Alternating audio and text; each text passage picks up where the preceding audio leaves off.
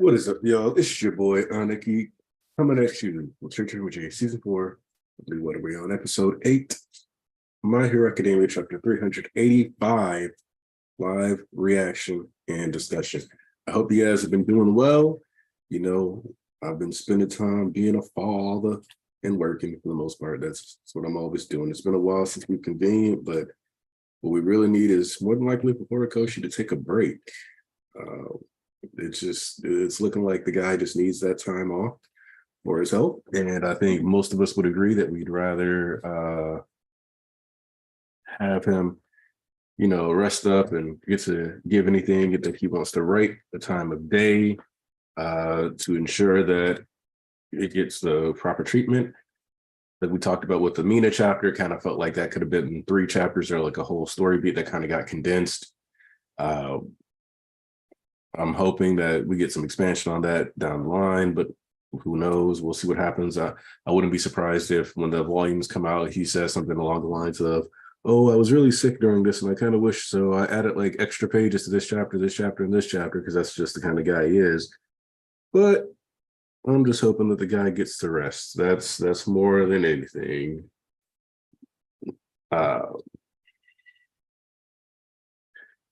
I was also told that this week's chapter was crazy. One of my buddies actually told me to specifically not be on Twitter, but then I decided to test the limits of the blocks that I had and the way that I have purposely interacted with different series a lot more so that my algorithm would skew away from my hero, and I managed to go spoiler free this week. So finally, I've gotten to that point where I don't get enough of my hero recommendations that I have to worry about spoilers, at least this week. All right, my people are here. Thomas, Brendan De La Cruz, Tyler Hawk, J. Michael Holmes, Kendra's in the chat. Man, Kendra, you finally made it. You need to be making it on stream. Andrew, Jalen Bexley. Okay, I can't believe you've done this. Tiger Blaster, David Rinu, and Alves. I love to see my people. Let's see. Yep. Is this coincidence that both Corey and East have to rest constantly? No, it is not. It is not a coincidence. I told you, he's a Church of MHA watcher, and his energy connects to ours. That's why my allergies have been so bad, terrible, and I'm consistently congested. Nothing to do with the pollen. Pedro Rodrigo. Okay, what up? That one guy, and S. Little. Cameron Bailey. Just wait until people start screaming if we see Deku's dad or something. Look, that one was probably going to be unavoidable because while I don't think like All for One is actually Deku's dad, if that ever happened, oh, that was a spoiler. I thought her being oiled up and twerking on the TL was just fan art. That's crazy. But if Deku's dad was All for One, that one, I think that would be unavoidable. I think that would land everywhere, like in my Google recommendations, all kind of stuff. Post Walmart Luffy. Why am I brown? Well, you see, when a brown mommy and a brown daddy love each other very much, they do this thing called copulation, and what happens is you get brown babies out of that. So there you go. That's how you got it. That's how you're brown. I hope you learned something today. Hope it was helpful. Yeah. If not, my bad. Let's see. There's so much. Oh wait. Viz, I'm gonna need you to get your website together. There we go. All right, so we got the people in here. So I'm starting the chapter. Let's see. Whoop. Accidentally went to the wrong tab. All right. I have so many Viz tabs open right now. Let me close those. All right. My Hero Academia. Open it up. You can see trees getting pulled out. Houses getting torn apart. My baby yelling in the background. let's see, and we get a little map. Gigantomachia, Mount Lady, Yarashi and the other students at the bottom right of them. Tokoyami, Hawks, and a few others. Yep.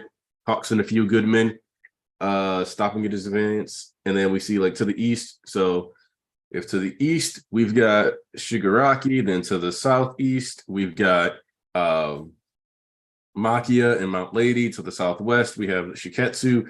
And then to the northwest, we have Tokoyami, Hawks, and a few others. So Jiro, maybe Uraraka, etc. And then just straight up to the west, we have the remaining heroes of Shiketsu backup holding back Toga's doubles, which I'm just going to assume that to the northwest or to the northeast is where Endeavor and Dabi went, maybe directly to the south, one of those two. And the impulses of youth. So this chapter title is either going to be a bunch of really cool stuff with the squad, or it's going to be the impulses of All for One's youth.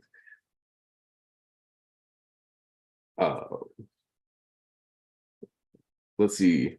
MK the baby says the baby's watching. I bet baby is. Let's see. Hey, Chase. Of course I answered. I always answer the questions. Oh, Chocolate's probably with the doubles. And yep, there's going to be a mutation where it turns a person yellow. So the Simpsons would have been a good heteromorph. Oh, my Lord. All right, let me get back into this.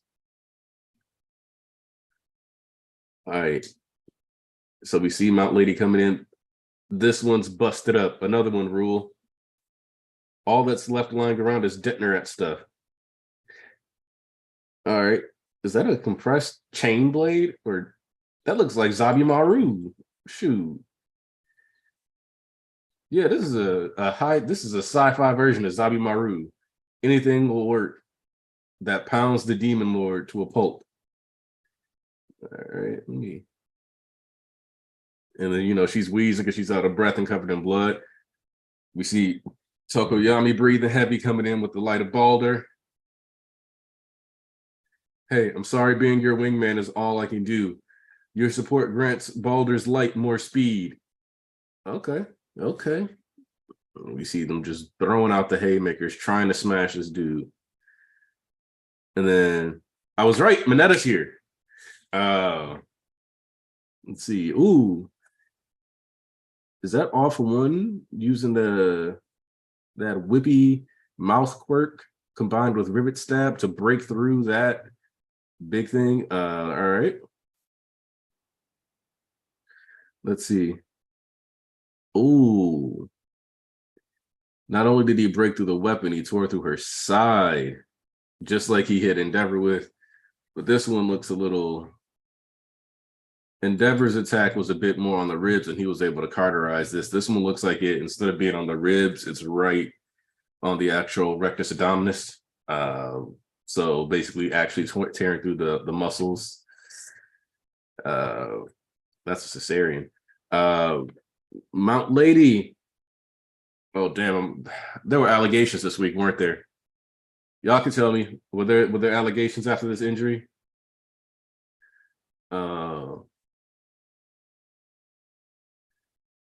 Let's see. And Trippy Manga's right. Please do like the stream. It always helps. The YouTube algorithm is unforgiving. And secretly, because I show my face on stream, it funnels my content towards Black people almost exclusively. So you have to get around the YouTube algorithm because it thinks that white people don't want to watch a Black YouTuber. I don't know if y'all knew that, though. So we didn't have to deal with misogyny allegations? I'm actually impressed. Because every time a woman gets injured, that's the first thing said. Like I've joked about it in certain other series too, but like not on Twitter because I don't want people to take those jokes super seriously. But yeah, so that's one of those things that I've noticed. But we're gonna keep it light. We're gonna keep it light. Let me get back. Oop. All right, so Mount Lady looks like she's going down. The younger I revert, the more untamable it grows. This man has been pulverized down to man.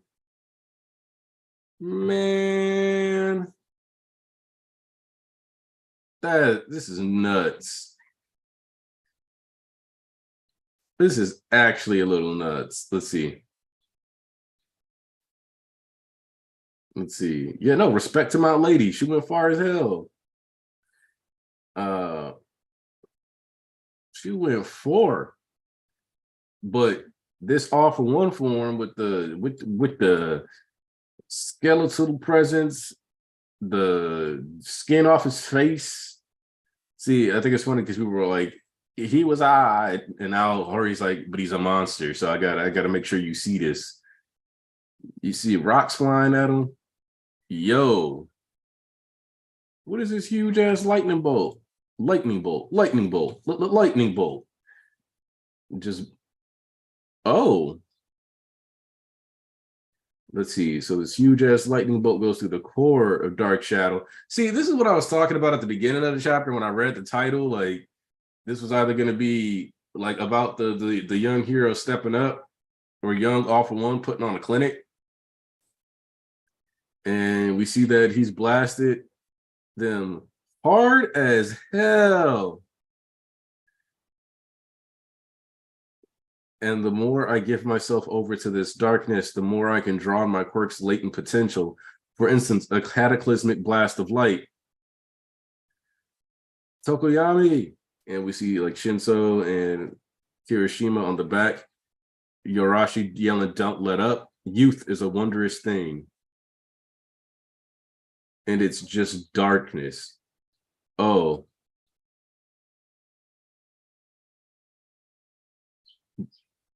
Yo. All For One finished the battle?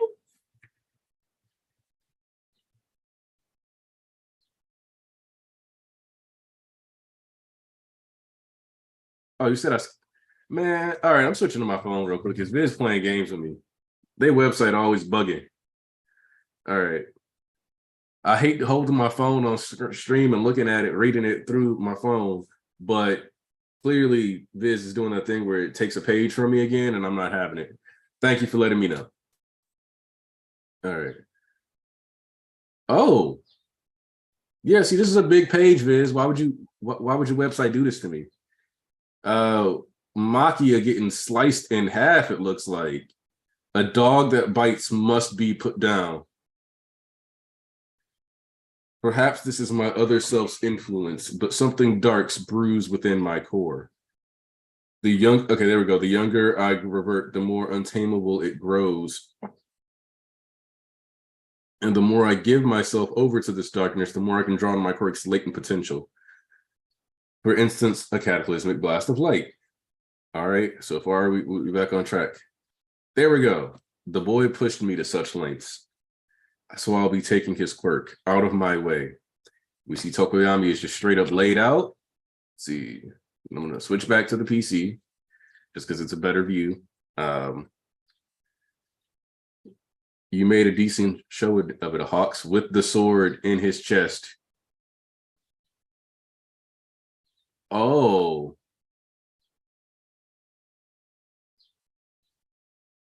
Oh.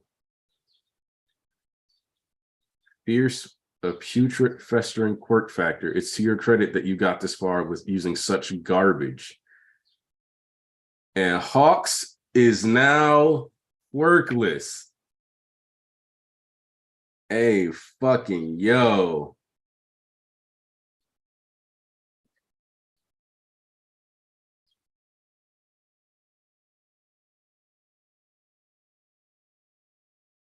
Because we see the wings form on All For One's back.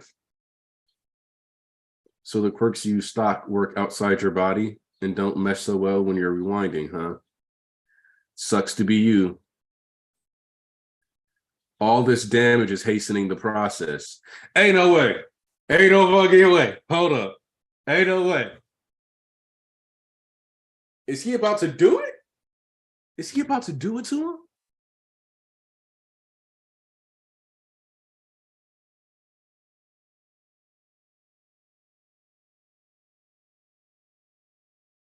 Horikoshi.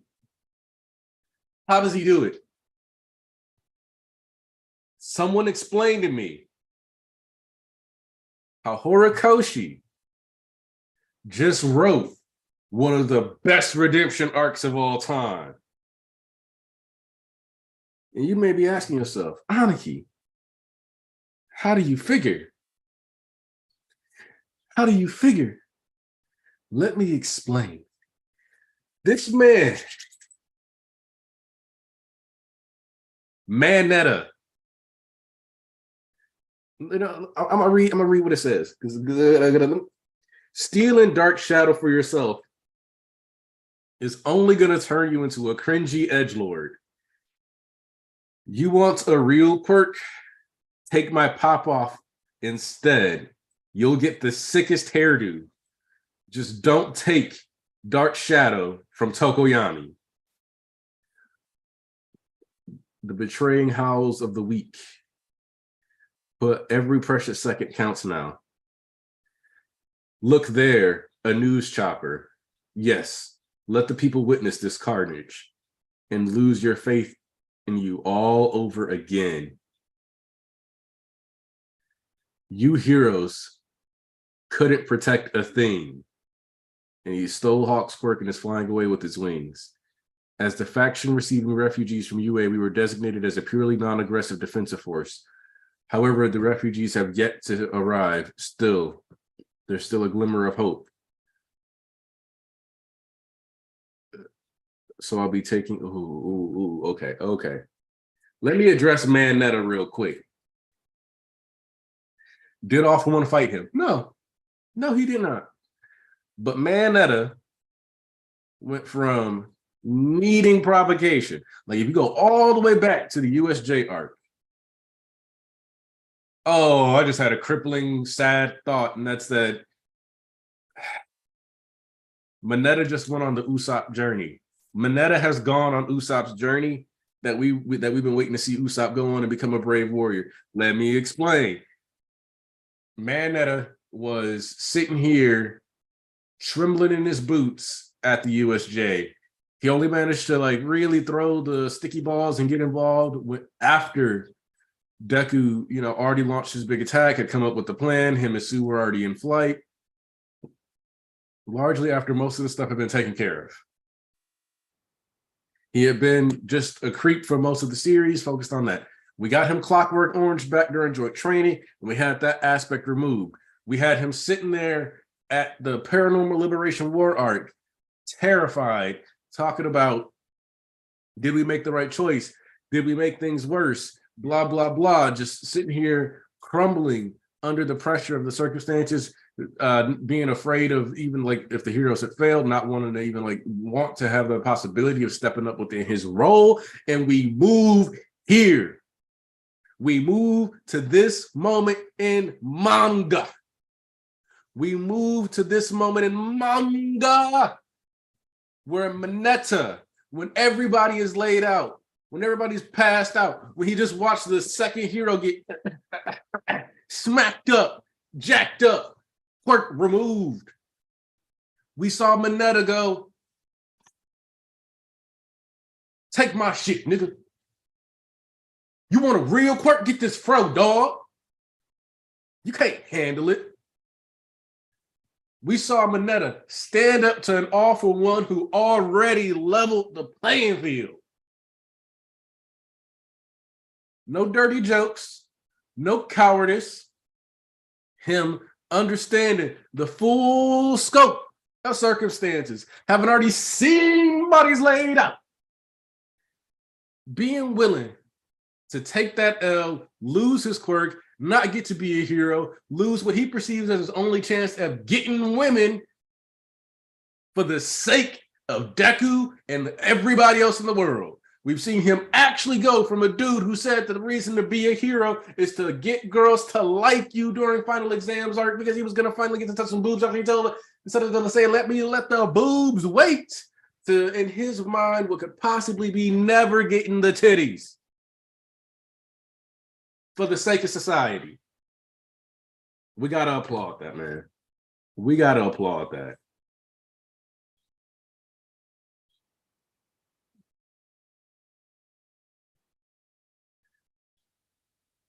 Hey, look.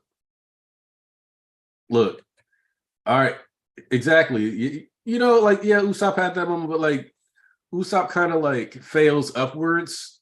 You know, like he got his ass whooped and became a Jesus figure in Dressrosa. It was wild. So yeah, I don't want to see nobody calling him Mineta.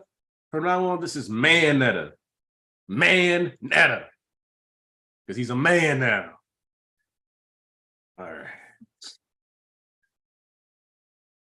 As the faction receiving refugees from UA, we were designated still. There's still a glimmer of hope. Subterranean evacuation center or system UA. Why aren't we moving? The lights went out. I'm scared. Mom, sis, stay close. Mount Lady and them got all beat up. Nonsense. It must be fake news.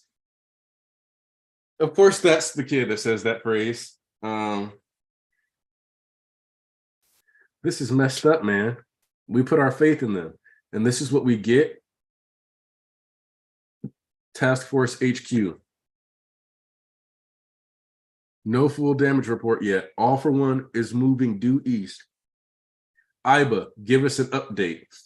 I took back control of the evac system, so multiple blocks are on the move.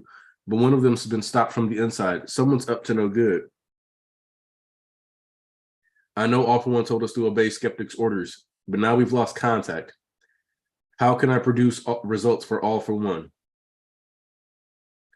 By the end of today, the world will be his to command. Unless we contribute to his cause, we've got no future. I found the mole. Oh, this man, okay, so he's got like a counter shock thing going on here. Man, this chapter got me speaking in One Piece, but still. Counter shock. And all right, so we see he must have been like setting something off. We got explosives going off, causing the roof to fall in. Tetsu. And we see it's about Death Arms stepping up. I know what lies ahead. We're going to see history repeat itself. I know that, but even so, it's hard to explain. He'll die for nothing. Does he have a death wish? My body took action all on its own. Fucking double peak fiction? Are we? Nah, bro.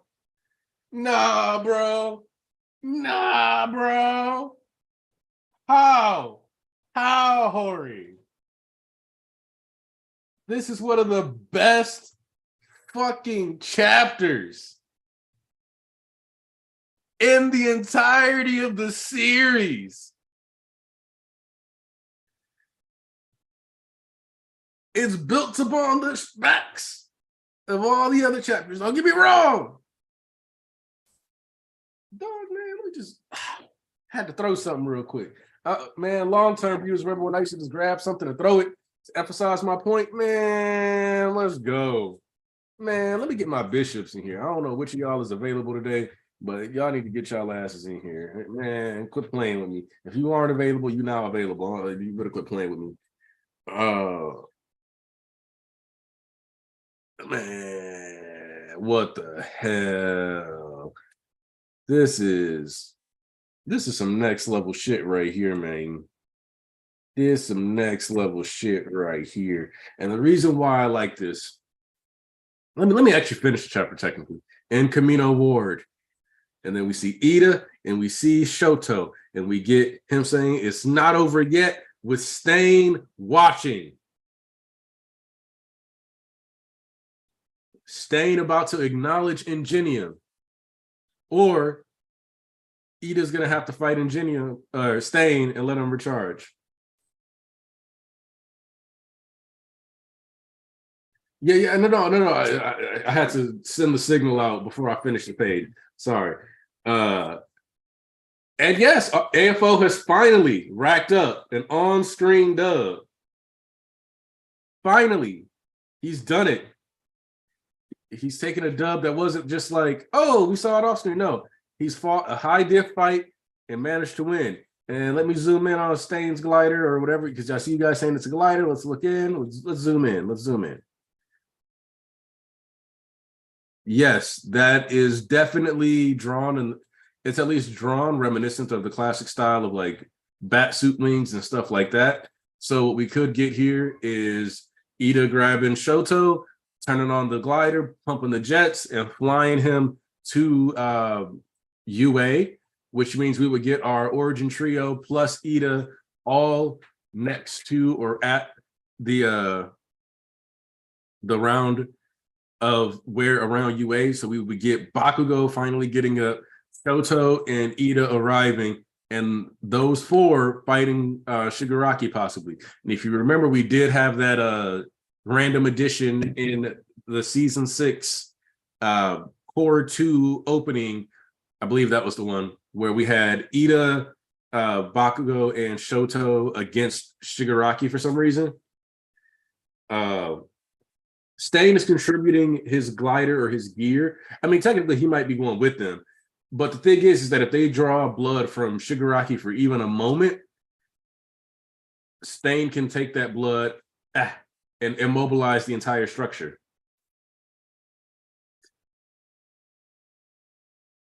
Now, what I want to do,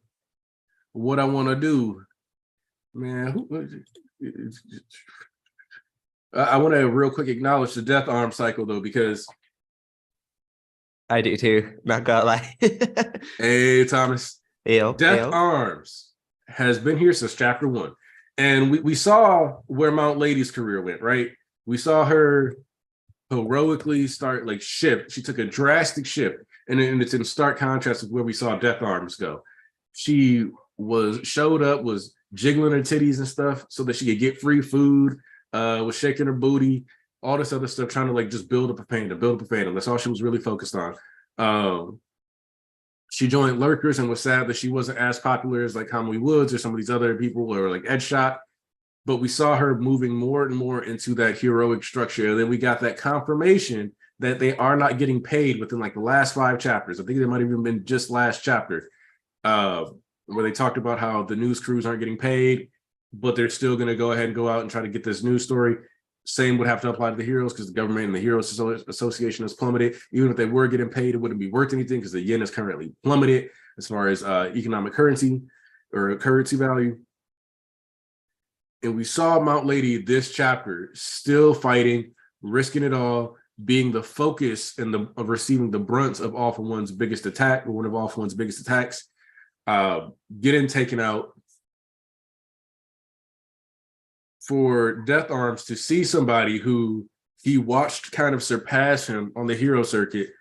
When you think back to the conversation at Sports Festival, when he's talking about, oh, we're all in competition, blah, blah, blah, making it sound like it all sucks and he's all discouraged already. Seeing him motivated by the kid he wrote off as just dying, by the woman who surpassed him because she still had that spark in her and that drive, and he looked at it as a rough competition, and he was discouraged all the way from the beginning to still have that spirit in him, be compelled to move as a hero, even though he had decided that he had given up on that and he wasn't a real one. Wonderful. That's how you pay off like a long-running plot line that's just a random sub-character. Thomas, what are your thoughts? Wait, Thomas, are you here? All right, I guess Thomas is gone right now. I'm here. Sorry. Okay. I forgot I was muted. I love the callback to chapter 1, episode 2. Death Arms was one of the characters who scolded Deku for not like staying safe, for jumping out there, for his body moving on its own. And look what happened. Death Arms did exactly that. It's a 180 cycle.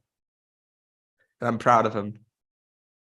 No more no more Death Arms L, etc. He's not like Yoroi Musha. He still has the heart of a hero. Yep.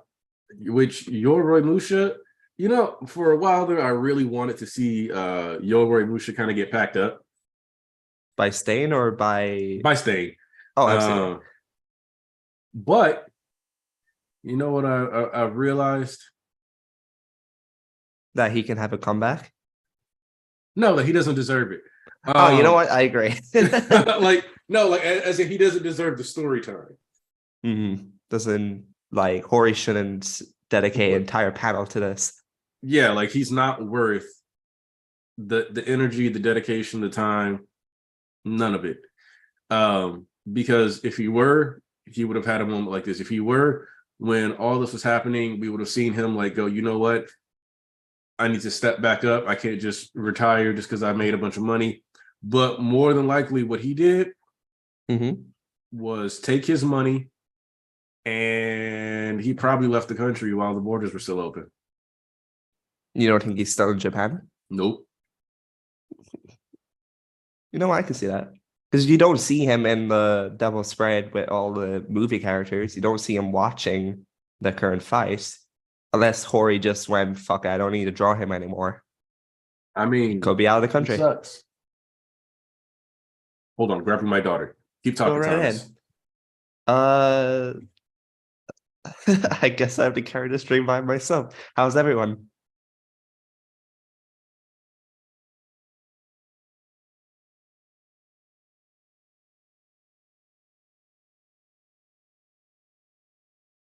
Listen, I'm just happy that Mineta became Maneta. Because for the longest time, Mineta was clowned by everyone. For a good reason. Obviously, Mineta was a creep. But ever since he got quote-unquote clockwork oranged, he's been a great person. He's been a hero. Yes, it's my takeover. It's my stream now.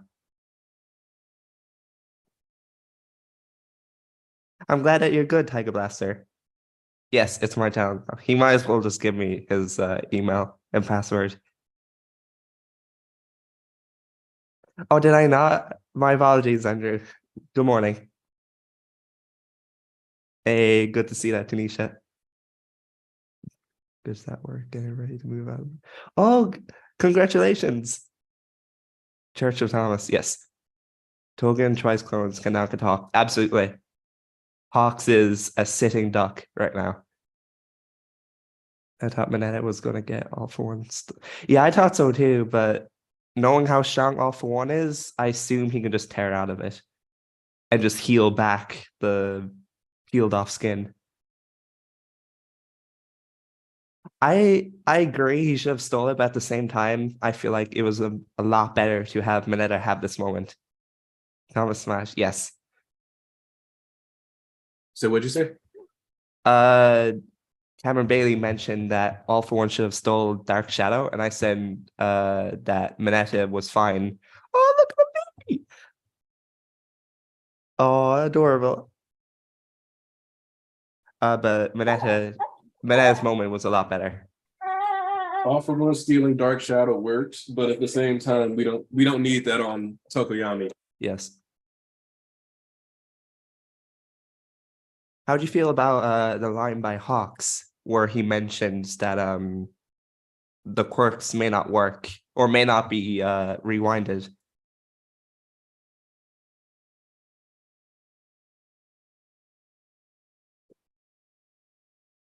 Hey, you know, when I saw little Weinstein get his quirk taken, that was pretty crazy. But at least they didn't take Tokoyami, so I'm happy about that. You know, I'm happy we gotta about that celebrate too. our dubs everywhere we go. He didn't get his best friend and brother taken away from him, so I'm happy. So yeah, Dark Shadow gang win. Well, come on, Fussy Butt. It's okay. Miss Fussy Butt is having a rough day. She want to hang out with Dad. Oh. It's okay, Fussy Butt. A little Fussy Butt. Yeah, there you go. So, as in regards to the fact that quirks don't rewind, I actually think that's a great kind of nerf to All For One, because so far from what we've seen, it has like no restrictions. Also, a small thing that I didn't notice the first time is that the blade didn't get pulled out. Yeah, he healed it out. Yeah. Like for a second, I thought he like shrunk a little, but yeah. So just all around kind of wild. It would have been kind of nice to see this fight played out a little more, but I also don't know how much child abuse Horikoshi really wants to put in the manga. Like I feel like we got a pretty intense, and like let's be real here. The second he blasted Mount Lady and Makia, and then Tokoyami, They were like the three heaviest hitters we had here, besides like Inasa. That we knew what was going on. We knew what time it was. Absolutely. You looking at the pictures, little baby? Yeah. So if you mentioned that you're going to read My Hero Academia as a bedtime story. Oh, I think she heard you. Oh, Okay, fussy dog. maybe start her off with My Hero Smash. No, that one's got a little too many dirty jokes in it. It's got more than the main series. You know what? You're right. You're right. Team up missions may be the way. You see, the first thing I would start off with, is a work by the name of Kafka. He made War and Peace. I don't know about that. I don't know. Squid. I don't know if she needs to be reading War and Peace at not even 2 months old yet. You see, the joke is it was actually made by Leo Tolstoy, but okay. I was more distracted by the material itself. Hey, you. It's okay. Conway Woods is coming to the rescue. Hopefully, like we've all mentioned, even in the server itself, that Conway hasn't really done as much as he should have done so far. Like he's been hyped up as like, what? He's number 6 in the hero He's chart. number 7. Number 7. My apologies. Yet he doesn't feel like a number 7. He Well, feels like a number 6 25. Yeah. Well, Conway Woods kind of got carried because he's on a team with Mount Lady and Ed Shock. So, hey. Both of which have had their big moments. The only moment of note this war is when he told everyone to move out of the way for Endeavor because Endeavor is coming through. Exactly. So like right now, Kamoy is the ASAP to Mount Lady's Rihanna right now. She's getting all the attention. It's crazy. Nah, he didn't kill Dark Shadow, don't worry. Also, super chat from Mr. Andrew. I still think AFO needs more allies being bullied. I mean, he is kind of look. On one hand, I'm glad he finally stopped being such a fraud because he was getting his ass beat. Well, I think what that means is that one of the things that I talked about when I was talking about the science behind the quirk erasing bullets and how much science crime is incorporated into My Hero is that hold on. Oh.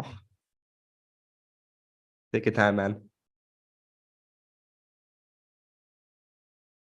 Let me actually get a message I typed up. See, back in my day in ancient Sparta, when you got, we had a tradition where you had to judge if a baby was healthy enough. Wait, what? And look, this baby was so tough that she got spun around before she was born and she didn't even complain. No. They would have. And she's when a warrior. She was born, we had to turn her around because she was looking up because she wasn't trying to let nobody get the drop on her. Wow. Perfect Spartan material.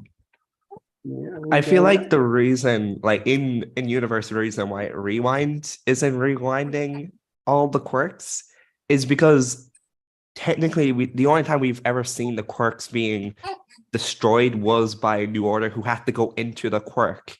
So it's kind of like if you set a house on fire, people inside may be okay, but the house is essentially destroyed.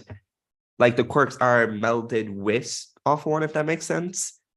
So the only way we can get Fierce Wings to be essentially taken out of existence is when Off One is at the age of 4 or dead.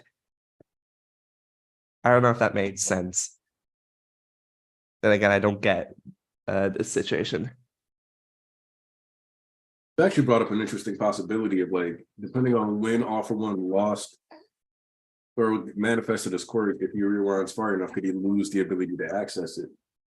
But what I was gonna say is that the reason why the quirk factor isn't being targeted is one, this is a copy of Rewind, so it's probably not perfect. The wife is fine. She's in the other room, probably drawing or something, since the baby didn't want to hang out with her and wanted to hang out with me. Dad win. Also, wasn't the quirk erasing bullets like an improved version of rewind? The quirk erasing bullets are based off a technology that took a genetic or like a bacterial genetic modifier and combined it with effectively like rewind to specifically be guided and instructed to target quirk factors. He is not good enough to be like with the quirk itself to be doing such fine-tuned rewinds in order to make sure that his quirk factors are being rewound. So like you would need, if you need scientific intervention to do it, it requires high skill to execute otherwise. Look at that little baby. I also view like the quirk rewind not targeting the quirks itself as like this is just how his version of rewind is working. Yeah. And also when Eri healed Muriel, she was healing the quirk factor itself, right? Because it was destroyed. She could have been healing the quirk factor itself, or just simply rewinding him to a state before he lost his quirk. We don't know which one it was. Which it kind of doesn't matter which one it was, because we know that she targeted tails and stuff, so she could have been trying to like rewind the quirk factor part of his DNA, since it was based off what they said about Sun Eater. It did damage that part of the DNA. So if there was so it could have been a targeted rewinding, but we don't know exactly enough about it, which that's probably for the better, because the more detailed you try to get with something like a rewind, the weirder it gets.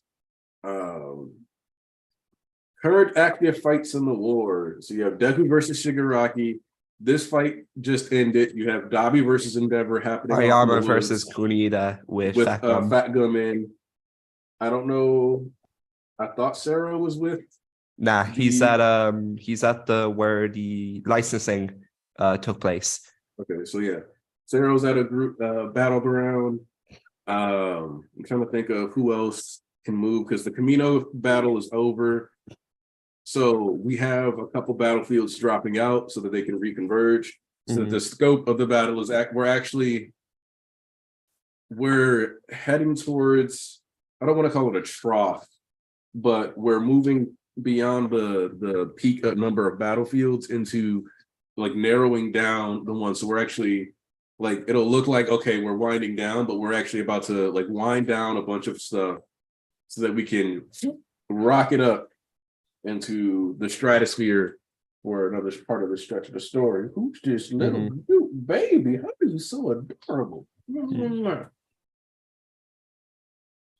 What you looking at? You looking at all those faces on things?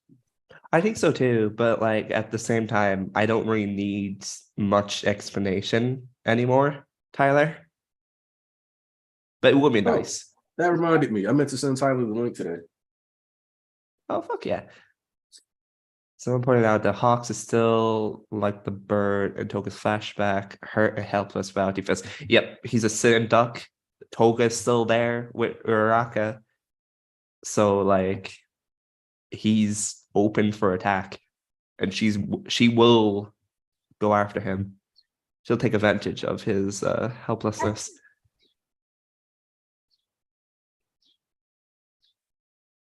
Let's see. Probably won't see it for a while, but yeah. First of all, I am her man.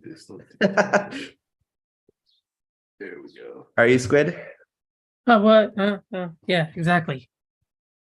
Squid is out here smoking on the job. I'm kidding. It's not a job. Everybody's a volunteer. I need to. Yeah, we don't get paid. I'll start selling mugs. You guys want your own mugs? We'll go through Spring Tea or Teespring. And then, Church of MHA merch. Well, the trick to Teespring is that you don't have to throw any money in there. What you do is you say, I want to sell this, and I think I'll make this much. And then if you get that number of orders, they fulfill it. And if you don't, they just don't sell it.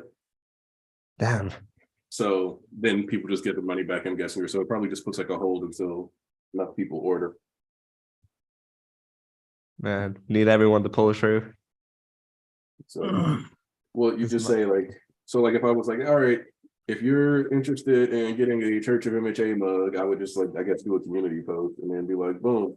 So do a community post and then say who's all interested. And then set the goal to be like half of that, because just because people would want one doesn't mean that when it's, you know, time to put in the order, they'll actually have the money, and then do it that way. So if I were ever gonna release something like that, I would probably do it that way. That's true. Just kind of run a cycle of who's engaged or interested in potential merch. Would you like this? And then boom, boom, from there. Little baby. Also, you're right. I smoked that fire. Makia did get put down, which was sad. A lot of people were a bit pissed off about that. This reminds me of a we didn't scene see in much about Old him. Yeller where the dog is just like taken to like the back of the yard, and then like they kill him because I think he's like old or dying. I think that's what it reminded me of. Yeah. Makia getting packed up is funny because it's like he didn't even feel that. All to him, it felt like he just got pushed. So, okay, that would happen in my opinion. If that was me, I would have survived it. But you know, I'm just built different. If it was you, you would have reflected it. Yeah, man, I got kung fu. I know how to deflect it. I got the secrets. You could deflect an attack like that? Damn. I got karate. I'll roundhouse kick that laser. Or that like wind blade. Like whatever it actually was. They don't really specify it. I know we always like hype up Horikoshi's art, which is obviously like it's worth it, but I want to hype it up again. The way All For One's arm is drawn with the muscle fibers and the exposed bone and how it's healing, it's gorgeous.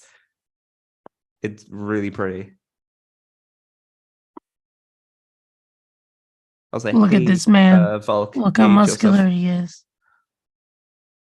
Perfect physique. So I see we got a rare appearance from Stinky Butt. Hey, currently she's in a car seat, so I'm rocking her with my leg. She really likes her car seat, so sometimes that's the way to get her to calm down. Car seat dub. I don't know why she likes it so much, but I'll take it. I hear that like driving kids can sometimes get them to fall asleep. So maybe it's something to do with that. So we do the public transit game, and I kid you not, most of the time she's on the bus, she's like, oh, cool. It will be walking in the stroller, and like the sidewalk will be all types of bumpy, just do. Like we're hitting potholes left and right just because of the nature of the sidewalk. And she will not complain about it. She'll just kind of be like, In fact, she's gone to sleep while hitting potholes on the sidewalk. I don't understand it. Listen, sometimes, you know, you have like really sensitive, kid that's more, sometimes you just get Captain America. Like you can just send that person into like a war zone and they'll sleep just fine. And you got like the ladder. So, that's celebration in and of itself. So, let's give some celebrations in chat. Oh, for sure. Also, I think he is in his 20s. Jakob, or is it Jacob? My personal stance, well, since it's the last name is Ramirez, it could also be Jacob. But Jacob created white people. No, Jakub created white people. Jacob. But you look, you from the same city, born and raised with me. Come on, Chase, you already know how it is. Everybody got potholes. The grass be having potholes over here. Milwaukee just hit different. Exactly. Except for if you in the wealthier parts, then they like. I don't think there's a lot of potholes over by the Pfizer, but that's because you got the Bucks playing there, and they're currently doing very well as a franchise and making. Yeah, Giannis low-key kind of carrying right now. That's kind of crazy. Like, hey, he's carrying our economy too, because people were mad at first because the Bucks were basically like, "Nah, we want a new stadium and y'all gonna pay for it." but it Then was they one got of the, a ring. yeah, like we got the ring like a year or two after the Pfizer was made, I think. So it It paid was off. pretty quick That was a payoff. pretty good return on investment. Wait, I have a question. For people here and in the chat. Because I don't think we got an answer on this. Like that arm's quirk essentially gives him like a boosted super strength. It's kind of like Sato's level of superpower, right? Except he doesn't have to eat sugar. But does the quirk also make him bigger? Or is that like exaggerated artwork? I gotta be honest, I have no idea what Death Arm's quirk even is. All I know is it's just super strength. Just boosts the power in his arms. That's really all it is. He has a worse version of Sato's quirk. You know that one SpongeBob episode where SpongeBob got the red arms and you could like inflate Yes. it and it got really big. That's Death Arm's quirk. Because he looks so big in that on is it page 17? His job is just to have really big arms, and he uses that to have super strength. He's like He's always been a big dude. And like I was ragging on him last week. I was making fun of him. But it was nice to see that he finally learned his lesson. Because he was the one really grilling Deku for going in and trying to save Bakugo, even though he knew he couldn't really do anything. And now, near the end of the story, he gets it. He finally gets it, what he was missing as a hero. And I think that's part of why he quit. Like he stuck with it for a while, but then he gave up. I think seeing Deku still pushing made him realize what he was missing. I think just finally getting it made him understand what it takes to be a hero, even if initially he didn't really start out that way. I thought that was nice. All right, I missed part of what Volk was saying there. Was he talking about Death Arms or Yes. Maneta? Okay.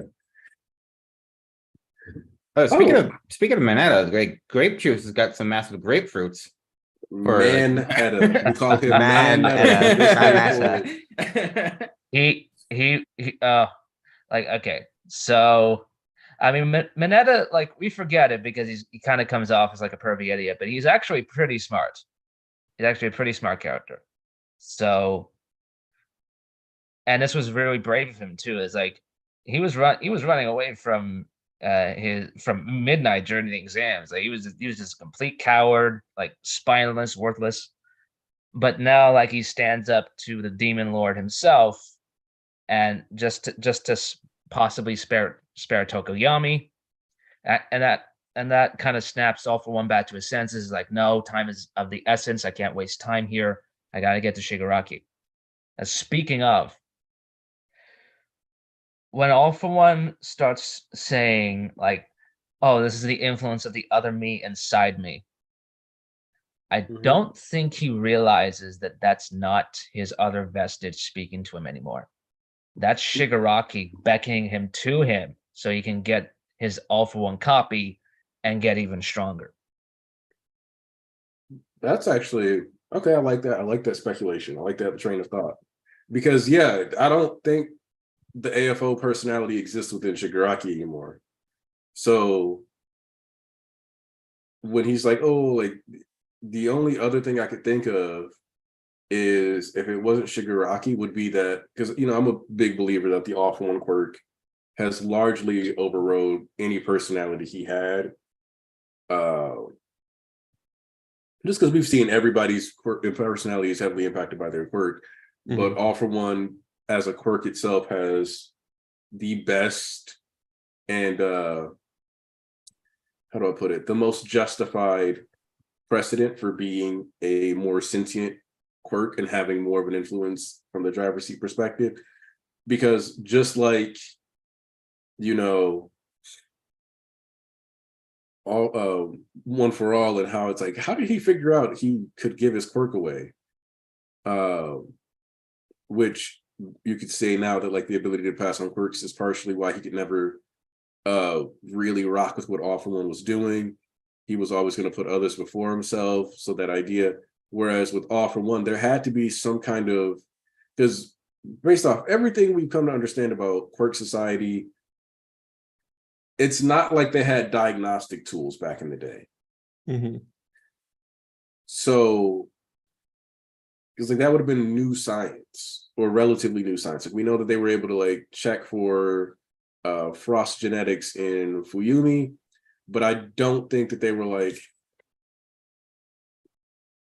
you have the ability to steal other quirks, kiddo.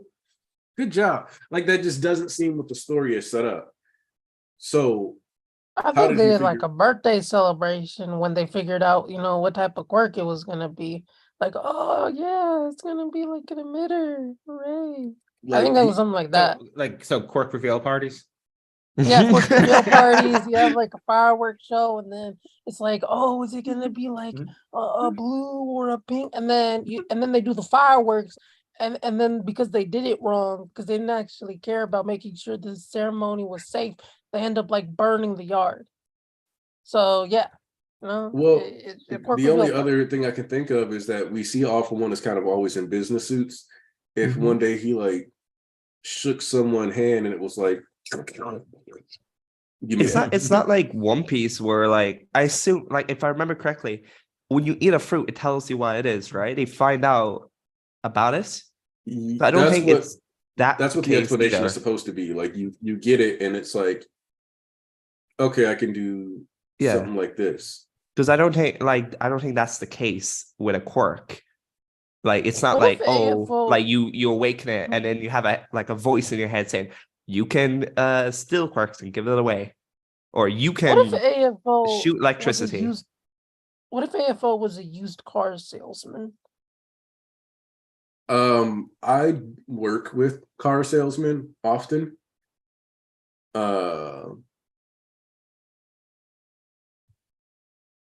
I could think of a couple guys in the dealership industry that I've met or interacted with that definitely I could see them being an AFO type. Okay. I could see him like Frieza, where he's based on like a real estate speculator. Yeah, land sharks. Yeah, land shark. I could see that. Let's Like see. Corey has just a bad experience with one of them, and he's like, "Huh, I really hate those real estate agents. I really hate those like land sharks." Isn't like the housing market basically on like ultra nightmare mode in Japan? So I hear like Oh, Essentially, they have a definitely. crazy housing market there. Like you They gotta be they have a fighting for your life. combination of a wild ass housing market and you can be discriminatory in your renting practices with no issue. Like you can literally just be Like like, hey, 90% yo. of apartment buildings will be like, no foreigners rent here. yeah. And if you're a foreigner and you rent here, I'm charging you like triple the rent price. Like you're better off just going homeless, because that's how hard this housing market is. Think about it. Or like you better have a friend that's like, doesn't suffer from discrimination. A friend So who could back you up. yeah, like a friend who could back you up or just live with a home, just like combine all incomes together, agree on like a certain percentage of rent and just live there. It's hard out here in these streets. I can see that one guy. He definitely stole his first quirk when he was probably in his teenagehood, or maybe like age 9 or 10. It'd be really interesting because like just like Bakugo, he was led to believe that he's amazing. With a quirk that you can steal quirks and give it to others, you're a god. There were probably kids who were hyping him up. And that probably was one of the factors into who he is today.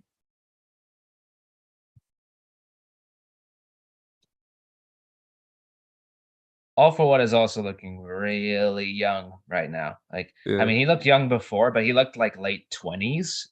Yeah, somebody asked if they think that some of this power is his teenage hormones. Well, up. Yeah. Well, he's definitely early 20s. I can see around like Shigaraki's age, like essentially, maybe like 22.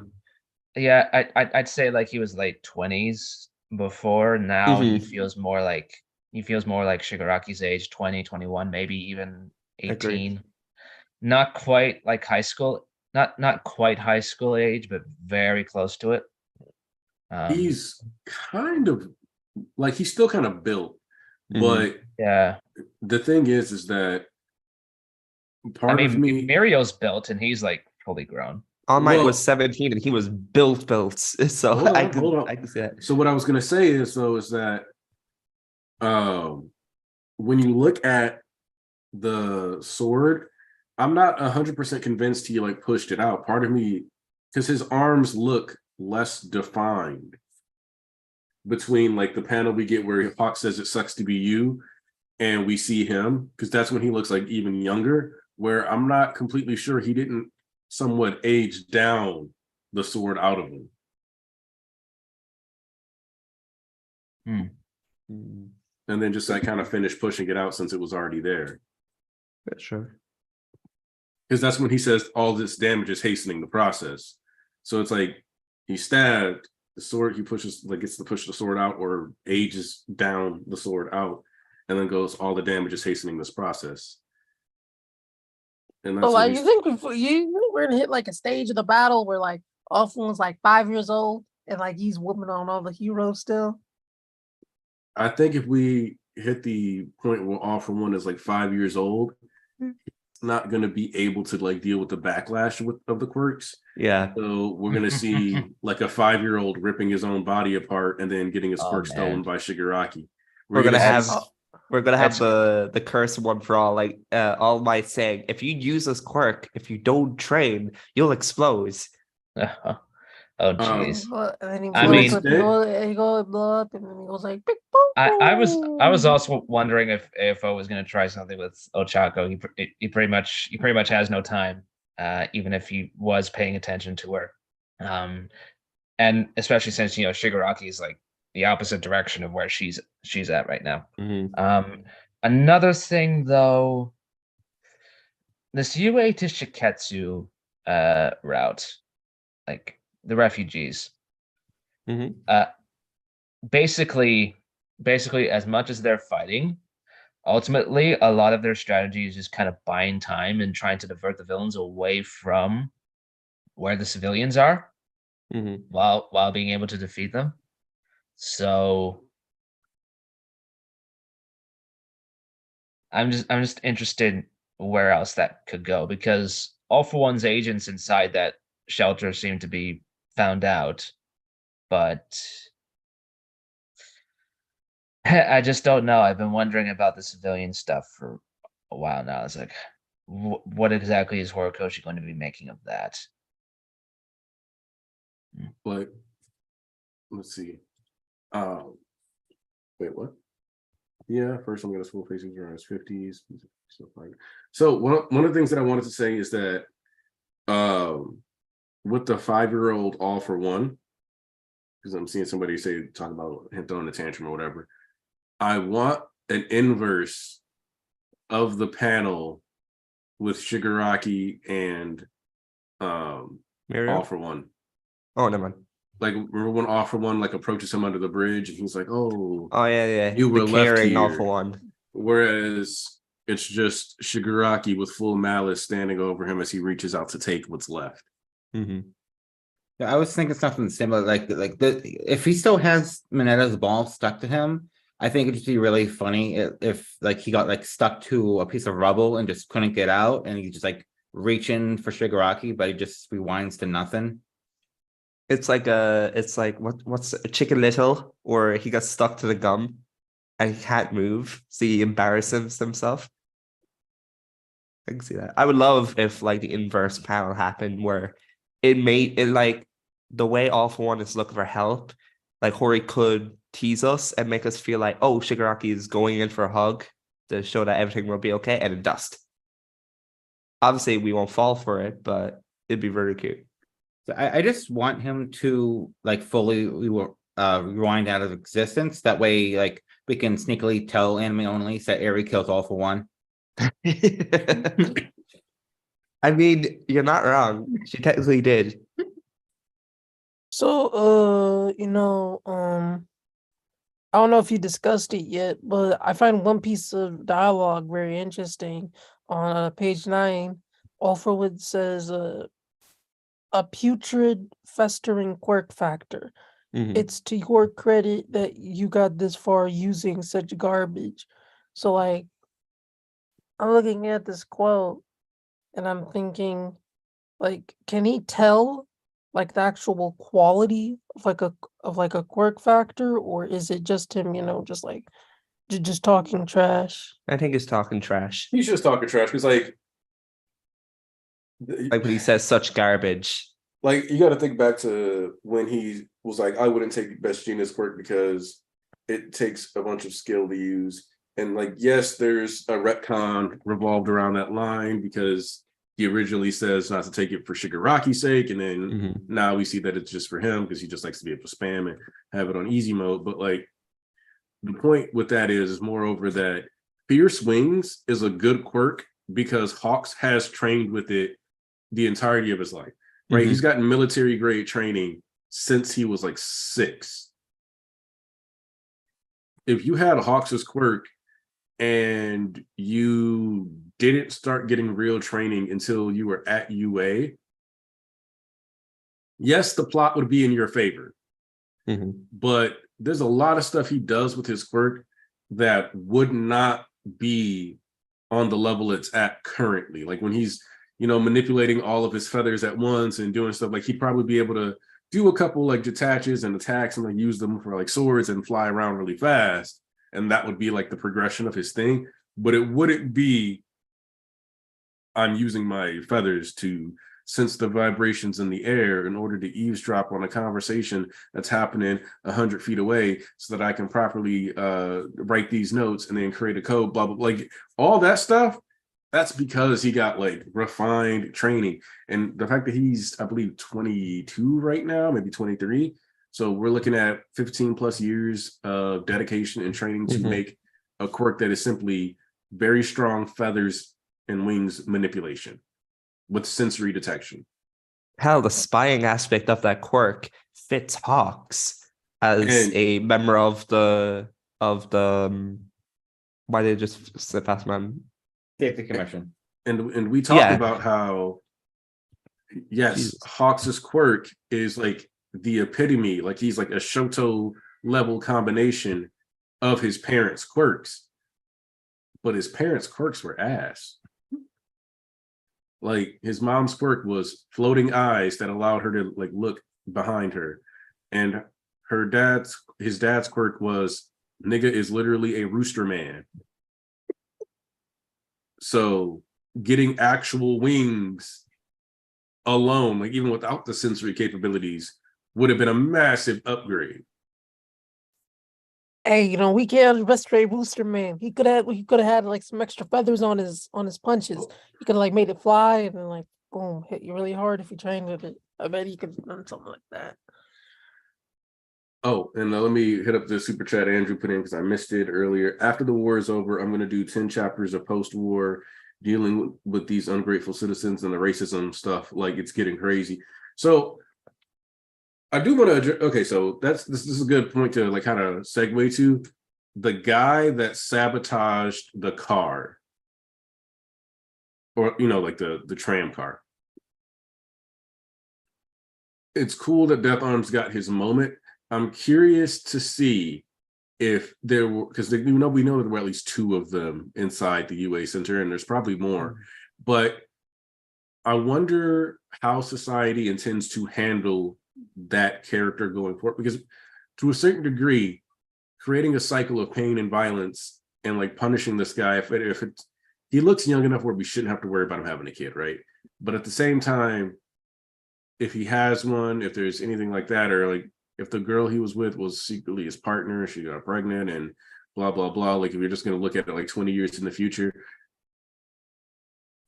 the kid and the wife would not perceive it as him being justly punished for betraying them. They would see it as him operating under the threat of All for One, knowing that All for One has directly, in some form, shape, or way, contacted and interacted with them to make him do those things. Unless we find out he was actually an MLA member, but that doesn't seem to be the case. So I do think that we almost, as this is gonna sound like some third Hokage stuff, but you're almost obligated to forgive anybody who betrays you during this cycle. As long as they don't actively like successfully kill people, you're kind of stuck forgiving them because they don't have a reason to believe you're going to beat All For One. With or without the live stream, if you are an average citizen who has had no quirk training, how do you justify believing in the heroes beating All For One?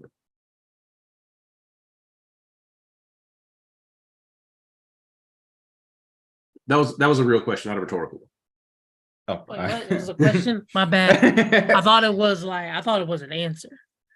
Yeah, no. Like I wanted to see if you guys had like I didn't want to pick your brains on that idea. Like, how do you even like justify? Like if you're under All For One's thumb, how do you justify anyone ever beating him? And I don't think you're you can. basically going. You're basically going with like practically a god. This man only lost like what, one fight, two fights. If you count post Camino, so like what, he's like what, 302? Like, come on, that's a crazy win record right there. You're good betting on All For One. I guess the way to beat him is no. to wait until he gets younger, so he's a lot weaker. Although, like, what he meant, like in the chapter when he sends off like the massive blast, the younger I revert, the more untamable it grows. Like his urges will grow, but I don't think he's stronger the younger he is. Like he's probably in his young 20s. Like he's not at his prime anymore. I'd argue his prime was like in his 30s. Listen, when he's 13, I bet that one of the heroes is gonna soccer kick him in the face. So I think that it's just like, boom. When he was in his 30s would have been his like balanced prime. Mm-hmm. But if you told me his raw damage output prime was his 20s, I would believe you. Because if you look at the attack he used to blow away Dark Shadow, which I don't think Dark Shadow can actually be killed, so we're okay. It blew off, it destroyed his, like, from his elbow down. So we haven't seen damage. And so there's like a fine tuning, like there's a tuning check, like a being better adjusted at controlling the power that we have at like this older age. But I don't know if his like raw output is quite as comparable. Also, as a random side note, while I was thinking about tuning, I've been playing the Mega Man Battle Network collection. And I watched a random episode because Capcom USA put up the Mega Man Battle Network, or NT Warrior, I should say, anime on its YouTube channel right now. And I got a real kick out of during one of the scenes. They were like, send in the unmanned tanks, send in the unmanned this. And I was like, I bet those who didn't say unmanned in the original Japanese, and this is a dub thing where they were like, no one died, we promise. No one died, we promise. The reason why I mentioned that, like the younger he gets, I guess it's the easiest to beat him, is because he's almost at his 16. Like Deku, Shigaraki, Bakugo, when he comes back, Shoto could probably handle him or take him on. Because like if you said like how would anyone beat him prior to Rewind being a thing, or prior until Endeavor left, I'd say it'd be really impossible. But now it is. I think there's a justification there for beating him. Okay. Because like with what we see now, but when the threat started, I mean, shit, like, especially if you get recruited within this last month of story, right? Because somehow All For One is contacting your ass, and you're sitting there like, first off, why me? Second off, I guess I'm grateful for this opportunity, because if you manage to get in contact with me, you probably know where I am. You probably know a way to reach out to me, which means there's probably someone in the area that you could also communicate with to kill me. So I guess you chose me. So I guess here I am. Because especially, like when I say like this last month, because society has crumbled now. Like, you saw the stuff happen at Camino, but you kind of saw All For One making all these moves. And in your mind, All For One orchestrated the events of Camino. He orchestrated the attack on USJ, which he kind of did, but not really. The Hosu City incident is at this point going to be attributed to All For One, because he's basically being seen as the true leader of the League of Villains. And the events of the Paranormal Liberation War, Makia, as far as the public knows, is All For One's great servant. So him leveling multiple towns might as well also be the work of All For One. So at that point, you get approached by a dude that, from what you can tell, has created. Oh, and then of course he broke out of Tartarus and freed a bunch of prisoners, and had people break into like 6 more or 7 more prisons and free like 6 other groups of prisoners. So at this point, you got to ask yourself, what can't this man do? Because he's leveling a lot of stuff out, and I'll take that. Now he looks for predicting that he'll lose to extras. Now he looks like what, like 5'6". I don't think he can dunk anymore. Like, he'll find a way. Maybe, but here's the thing: in one of the panels, like Hawks and All For One kind of look the same height a little. Like AFO used to be like 7 feet, and now like when he's lifting Hawks like a feet above him, he's like taller. So like I think AFO's gotten smaller, just like a little bit. Maybe he went from like 6'8" to like 6'4".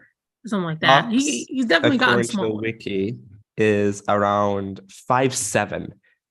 So small man. Yeah, short king. Well, no, not short. He's average height.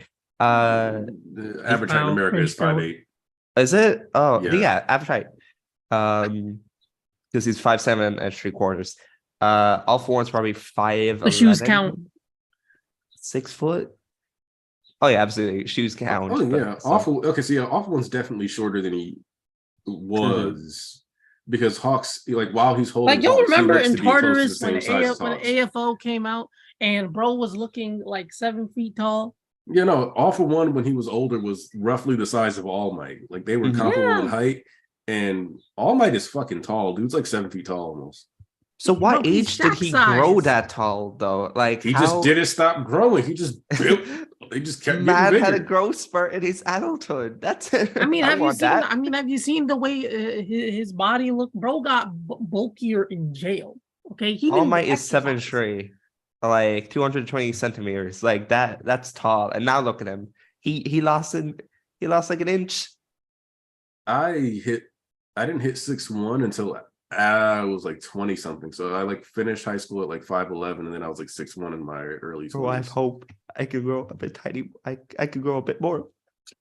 Yeah, even you can still grow. Because I'm 5'11". I could be like you. All you got to do is drink that calcium. Oh man, I used to push milk hard back in the day. Bro, the milk propaganda, like not even a decade ago, was crazy. I think part of it was funded by the CIA. 5'7" in Japan is probably like LeBron. Maybe you're right. Did Viz get the translation wrong? Which thing are you referencing? I think he's referring to Hawks's line when he mentions, so the quirks you stock work outside your body and don't mesh well when you're rewinding. Sucks to be you. Like in the leaks, it was vastly different, and apparently in the Spanish. Let me try to find the translation because Gio posted it. Wait, what page you talking about? So So the- Gio mentioned on the page where Alpha One is holding up Hawks. Hawks Uh-huh. has like the little dialogue underneath. Yeah. Gio said in Spanish, he says, rewind didn't affect the quirks you had stores, your gross. Which I mean, like both translations are the same to me. But then and that was kind of confusing because it was like if he wasn't losing quirks as he got younger, like there are some other questions being brought up. And then we waited for the viz, and then we got so the quirks you stock work outside your body and don't mesh well when you're rewinding. So As it was a It's- drag. Okay, so the scan location, like the scanlations were kind of mid. Like I'm just gonna say that. TCB scans. Let me get So- what I'll say here, oh yeah, I can pull up TCB, and I purposely don't make fun of them on Twitter because I know that they block people left and right if anybody says anything about them. Don't anybody clip this because don't make my life harder for conversations like this, please. He's already fighting for his life. Oh, I found the page. He says, even though your body is rewinding, the amount of quirks you have remains unaffected. What a drag. All right, Shikamaru. Okay, so yeah, this is the same vibe, just worded differently. Yeah. Because so the quirks you stock outside your body, as in the quirks that he has stockpiled are not gated to or like tied down by the state or age that his body is in. They are of a separate system. So outside of his body, they're outside the confines of the state of his body and don't mesh so well when you're rewinding, which is just a way of saying that like while his body's rewinding, so it's not the end of the world. It's just slightly different. Yeah, it's just more word jumble. And acknowledging that, let me see that again. The amount of quirks. And the other thing is that Hawks is pointing out the lack of compatibility and like the fact that it's harder to control, which is kind of just straight up dropped from the TCB scan. Mm-hmm. So, because one of the things that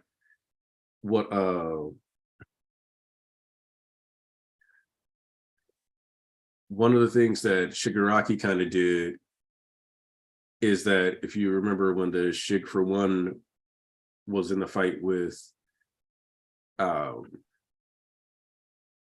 Kathleen, he jumps up and he had already stolen the wing quirk from the Nomus, but we didn't know that Until he fled. Yeah, until he fled, and then like he managed to sprout them out because he was jumping from from plane to plane, and we don't see the wing quirk like when he hits the battlefield. And even now that he has his quirks active, he hasn't like just pulled them out. So it's also the fact that he doesn't get to decide whether or not if he steals like a heteromorphic quirk, if he steals one, whether it's going to be out or not. So there's that too. So he's just kind of like, well, if you steal any heteromorphic quirks, it sucks to be you. It's going to directly impact how your body is moving, how it functions, how it looks, which also means that if he would have tried to steal Dark Shadow, he would have ended up with a bird head. What maturity? Wait, no, if he stole Dark Shadow, would he not? Because Tokiyami was born with the bird head. It's still a part of his quirk factor. Oh, is it? Oh, okay. It's just because you remember it's a heteromorphic quirk. So he's Yeah, got sure. like this emitter quirk paired with a heteromorphic quirk. So they probably thought his quirk was just going to be bird head Oh, when he was okay. born. And then Dark Shadow pulled up on a dark and stormy night. Like, what's up, twin? All right, that's fair. I didn't think about that. That's interesting. But yeah. Let's see. I'm trying to think if there's anything. Actually, I'm kind of curious. What do you got besides Deku? Do you think there's anything else that he's referring to as the glimmer of hope? Especially since he said that after pondering upon the evacuation sites. I guess the glimmer of hope, aside from Deku, is everyone who's still fighting. Like, I believe it was I Smoked That Fire, who mentioned like everyone's still fighting. There's still that hope. Like All For One is a big bad, and he may be unbeatable to everyone else, but if you keep fighting, you're just giving everyone the hope they need. Also, I'm curious if, because we see that throughout the course of combat, the AFO advance did split apart from where the fighting was going on with Toga and some of the other Shiketsu people. Do you guys think we're skipping to or like cutting to where All For One is headed, or do we like transfer over to the All For One battlefield, or like the Dabi and Endeavor battlefield? Like where do you guys think we're going with this? Because this is finally wrapping up the AFO round of like AFO versus the extras, which, while I did think it was going to be a fitting end for him if he lost to a bunch of extras, him finally actually getting to put on a clinic and really kind of showcase why he was that dude is a good point for his character, or just for the sake of not making him look as much of a bozo as he's looked over these past couple days, because he has been kind of floundering. I think we won't return back to Gunga because obviously there's still one last fight there, and that's Uraraka versus Toga. I don't think we'll go back there for another 10 or 15 chapters, because let's face it, like there are battlefields in this war that are important. We have Deku versus Shigaraki, Dabi versus Endeavor, with Shoujo possibly coming, and Uraraka versus Toga. And if anything, he's probably going to show where All For One's Pat, and then show, let's just say, Sero's field, or Kuniida versus Ayama and Fakam, because we still haven't seen them. Yeah, and it's not a marquee match, but I really want to know how Ayama's doing over there. Exactly, It's been like what, a year since we saw them. We haven't seen them in a while. Although, like, I feel like we won't see the big hitters for a while, so we might as well, now that we have the break from Gunga, from that big battlefield, we can go wherever we want. I want to see Ayama again because I miss him. Yeah, and it just like it dawned on me with past couple of days, like other than Jakku and getting Makia under their control, the heroes haven't really been winning these battles. Like they lost the hospital, which put Kurogiri back into play, which allowed Dabi to go from Camino to Gunga, and brought the twice clones to UA, which caused that whole thing to fall apart. Like the UA battlefield was a disaster from the word go. So it's like, other than Jakku, this has almost been a clean sweep for the villains. Very much. I mean, which is funny because people were complaining that the villains are like losing all like way too much or way too easily, when it really not the case. Look, if there's one thing people do in this series, which I think is fascinating, is they undersell how successful the villains actually are throughout the story. Like All For One kind of bumbles around parts of the story and then all of a sudden turns up here. But it's like people who, like my buddy Roger, when he was saying that the heroes won the POW arc, and it's not like he was the only one, right? Like he had a lot of people who were like, yeah, like the heroes won, and it's like, but they didn't. They didn't stop Shigaraki from getting All For One. They didn't keep the trust of the public.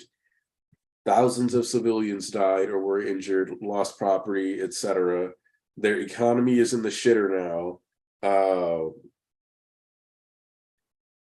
Like so many bad things happened just off that one day. And then you got to wrap it all up with All For One having a nightcap where he breaks into Tartarus and frees, all those criminals like we mentioned earlier today. Where I think the problem with some of this is that a lot of like action series, I don't even want to say shonen, a lot of action material does not acknowledge socioeconomic ramifications or like just scope of damage beyond here's a corpse, there's a corpse. Where when you think about how many big events have happened in like the MCU, for example, Oh, this is one of my biggest problems with MCU kind of we should have post we Endgame. should have been had conversations about Yeah. how almost every economy in the world just fucking spiraled. They But we it's don't. not just that. Like they just kind of contain it to like a 2 minute gag at like the start of No Way Home. I mean, the start Far From Home, Mhm. and they never really deal with it again outside of offhand mentions. And it's like it's so evidently because Kevin Feige, a lot of the people he works with, do not want the audience to linger on it too long. Yeah. Because they have a tone, and they stick to that tone no matter what. And you kind of seen recently that it's really started to bite them because things don't feel logical anymore. That's why Love and Thunder was hot doo doo. Oh my Hot god! garbage, trash. Ragnarok is hot doo doo too. It's just that people I still people defend can't see it. Ragnarok. People I can't still see it defend yet.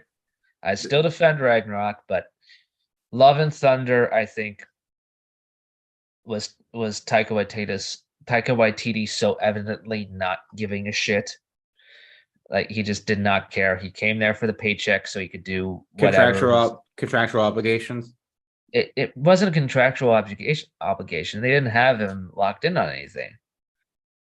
They asked him back and he agreed because he knew it was a shit ton of money. Yeah. That's the reason he did it.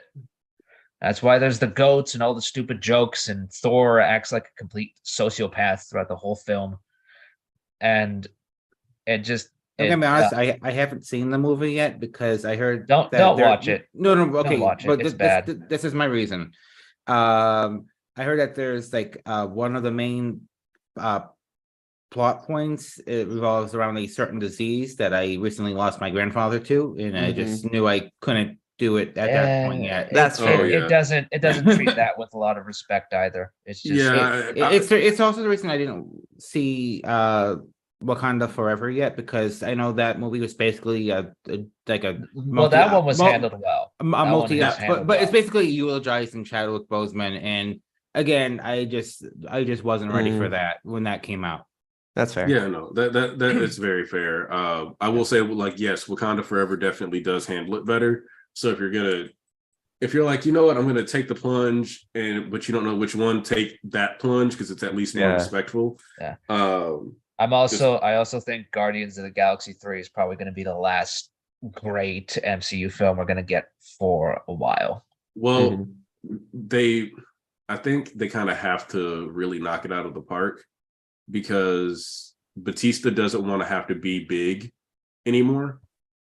No, he wants to transition into like really serious acting. He's not trying to do like, because he's like, I'm almost 50. I don't want to have to keep doing these exercise regimens, doing all this weightlifting, all this other stuff, so I can stand around and be shirtless and buff all the time, blah, blah, blah. So he's not really into doing all that anymore. Which is fine. Great Glass Onion.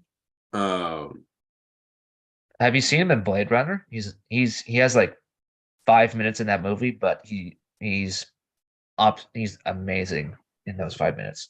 MCU is popular the world over, maybe not as popular as it is in the US, but that applies to literally every art piece, really. Like, for example, One Piece has the highest sales of any Japanese manga and is now moving into the highest sales of any comic book or / graphic novel. But roughly 86% of those sales come from Japan alone. Yep. Yeah, that's kind of the thing I say to people. Like, you look on Twitter, like in just or any social media, and you make a cursory glance, you'd be forgiven for thinking that is like a decent representation. That like something like Black Clover is kind of like on the same level, or that One Piece is as crazy in North America as MHA or even JJK is. it's just kind of disproportionate, right? Like you're looking at small sample sizes. Mhm. I think it's kind of, I think that is kind of something you have to keep in mind when you see all these discussions. Like I, yesterday I saw somebody say it's like, oh well, bring up the comparison between the Okay, the yeah, I was actually trying to get to this Zuko, when you- Azula. Yeah, Oh Zuko, yeah, I did Azula. see that. Yeah. Yeah, and it's like and then there was someone Atla. Like, look, I'm gonna say this. This just kind of comes off as very American centric because Atla, as great as it is it didn't do pretty. it didn't do well in Japan. It's pretty niche in Japan. So Like- my wife got me the Avatar disc set recently, like this Oh. past week. Oh, First off, nice. I just want to point out that this outfit on Aang, wasted character design. Like, Absolutely. it's all in the back here. I think this outfit is awesome. He never uses this outfit in the entire series. It irks me that he never uses this outfit in the whole Mhm. series because it's actually really good design. But Yeah.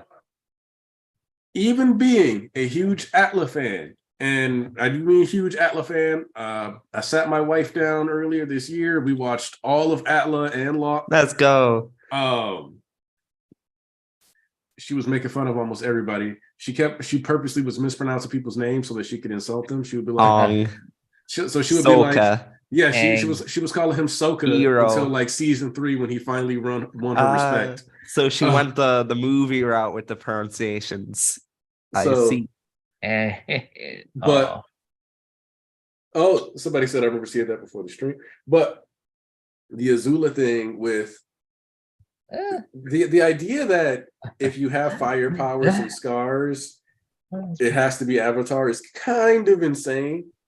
It's just a very limited view.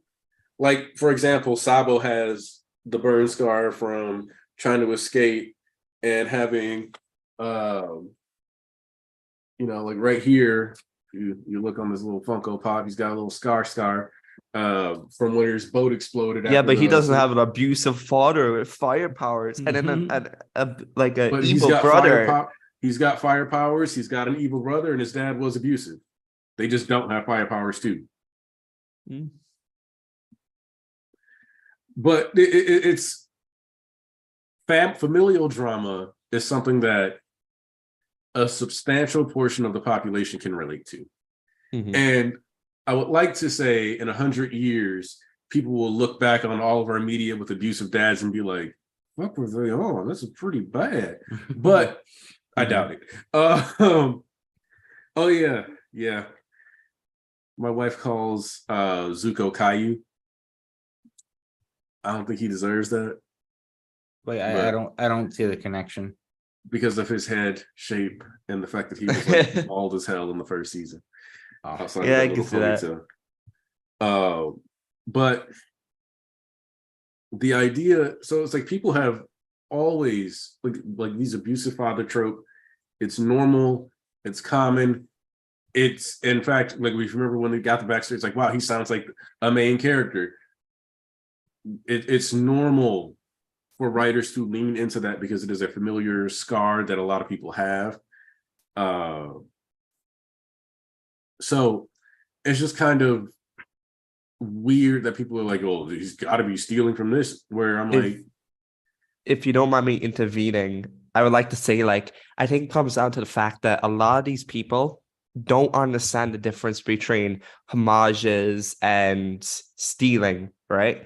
Like They a don't- lot of people will attribute, let's just say, My Hero from stealing from Naruto, One Piece, Bleach, when there obviously homages there, but when it came to Avatar and My Hero, there was nothing substantial there because the sibling rivalry and the abusive father and fire powers, they have been a thing since the dawn of time in storytelling. Avatar didn't make this. Naruto didn't start this. Stop comparing these two because you look stupid. Yeah, it's just and look, here's the thing. A lot of this comes from JJK fans too. Like I don't want to paint with a broad brush, but they kind of got- all come off as like the same type of idiot. They got a bleach allegations to worry about. Yeah. Yeah. But anyway, because look, I talked about this like 2 to 3 years ago. And I was like, nah, you just gonna end up being like a fucking heavily restricted, blah blah blah blah blah blah blah blah blah blah blah blah blah. Yeah. And then it's looking like that's where we're going with. But anyway, We call this. because I think I loaded the screenshot into the Discord for the JJK channel, and I was like, look, this is a conversation that I had back, and it was like from 2020. But there's homage, there's satire, homage, there is like plagiarization, but then there's also just kind of the singularity, right? Yes. Where, and what I mean by the singularity is that if you are in a genre, there are certain threads, or if you're telling a certain type of story, or if you have certain characters in it, that will almost always come into play, right? Yeah, like Like they say, there's only like ultimately when you boil down to it, there's only like 5 types of stories. And Shakespeare told them all. So if you're an action series, right? Either the MC is going to have to lose in the end, or the MC is going to have to win somehow. Now, so you also have to have some form of combat. So there's some kind of overlap. If you are a standard, if you're going for a more realism grounded approach, then you go with, no powers. But if you do that, then you're still confining yourself to the wheelhouse of like martial arts and things like that. So your circle gets narrower. If you confine yourself to martial arts, then you have to ask yourself, are there going to be guns or no guns, blah, blah, blah. So you keep drawing circles around what you can and can't do. And each time you do, you tighten it. And then there's certain things that, because of the restrictions you placed, they are the logical conclusions of what will come out of that story. Familial drama in a hero-based society where it can be a familial, like a family business, it's kind of a given. So like, for example, we had Ida stuff introduced to us where it's like, Ida, why do you want to be a hero? Which, if you remember, that conversation was, I think, a little bit before the sports festival. Before the sports festival, we had the conversation about why Ida and Ochaka want to be heroes. It was Ochaka, when Ida wanted, it was around the class heads, and they were having a conversation, and then the bell rung, and then it was before USJ. Yeah, so Ida reveals that he's from the family of Ingenium. So when you have it established within the series that Hero Society is like this broad thing that influences every aspect of culture, then you have people who have heroes as like heroism as the family business. If you have heroes that can, like, if heroism can be a family business, then there have to be hero families that have abuse, not because hero abuse is cool and edgy and has to be told, but because there is no way that child abuse has completely been eradicated from society just because there are superheroes. Sometimes bad people get to good positions in society. This is normal. This is the kind of inevitable almost because of the way that, we were like the way society rewards people for his success and power. So if that is the case, then athleticism, being strong, think about how many football players have been brought up on DV charges, same applies to cops, etc. You get power or you get in this position and then people don't want to hold you accountable, or people will turn a blind eye to some of your worst character traits if they benefit from what you do. So it is inevitable that somebody like Shoto exists. And the thing is that the more successful that person is, the more likely they are to upset, alienate, or put unrealistic expectations and pressure on some of their children. Even if Endeavor was a washed hero that wasn't top 10, who didn't come close to top 100 even, it would still make sense for him to have applied an extreme amount of pressure to Shoto. Not whether it's because he's close to the top and just never got there, or if it's because he's never even come close to the top. Either way, he's like, I've got fired. I should be a top tier hero, and I can't do it. Son, you're going to live my dreams. That happens with sports now. So there's certain things that are kind of inevitable. And if you have superpowered abuse, sorry, but like, there's going to be more to show for it than just regular abuse. And people get regular abuse scars all the time. So it's kind of like the scar, the abuse, all of that is an inevitability of the setting. whether or not that character gets a lot of focus or not is the only real choice the author has to make within that narrative. Mhm. And because once you set a bunch of stories, like create the setting of a story, you create a bunch of rules that you pinned yourself into, whether you realize it or not. And if you don't follow those rules, it usually lowers the quality of your story. It either destroys suspension of disbelief, it leads to inconsistent narratives, it leads to inconsistent world building. Something goes wrong when you don't adhere to the rules of the setting you've created. For example, with JJK, if you're going to change the rules, you do it in a way that it is a big consequence. So curses, sorcerers, all that other big stuff is a big secret. So when the students show up, they just like kind of flash a government badge and nobody talks about it. Mhm. There's also why you get to have classes of like 3 to 4 students. Perfect way to keep your cast tight, way to make sure people don't know. If you have a large scale event, though, you have now created a situation in which it is improbable for regular citizens to not be impacted. So you get to break the rule of jujutsu being a total secret if you have a large scale event, because you created an environment in which somebody is violating the taboo of the world. Because jujutsu being a secret isn't just something that goes into the power system, it is also an active decision that the characters make. So if somebody violates that rule that is in the setting of the world that people don't know about jujutsu because they can't see it, etc., then it creates a setting in which if somebody goes against that grain, more people can find out about jujutsu, and all it does is alter the setting, but it doesn't necessarily disrespect the pre-established writing. So it just kind of is what it is. Like sometimes you gotta, and so that, yeah, all that to say that conflating Avatar and My Hero Academia just because they have similar plots because of it's a story with fire powers and heroes is a little silly. Sure, we could have swapped it over to lightning powers or whatever, but then we wouldn't have got the half hot, half cold, and the progression that we got for Soto's characters and the embracing of both sides, and how by creating the cold flame, he was able to completely honor both sides of his family and the entirety of his history, and to create something entirely new in the process. I can't believe someone used Cold Flame as like proof that My Hero copied Avatar. Like, oh, they mentioned Cold Flame, and that's how they refer to lightning as cold fire. I'm like, no, you dumb. Fire and ice, if you combine it together, you have a cold fire. If anything, And the whole like one for all is the Avatar state. It depends. I can It see depends, man. I can see the references. I can see where you're coming from, but like that's not the same. I'll say, hey, Mponzu. Hey, Ponzu. Also, if anything, Horikoshi copied me because, like, all the way back in the day, Coyote and I had a conversation about a character having fire powers that freeze things, and instead it creates like a cold flame. So there you go. I came up with that before it was even in the manga. You need your royalties. So there we go. No, because it can also be hot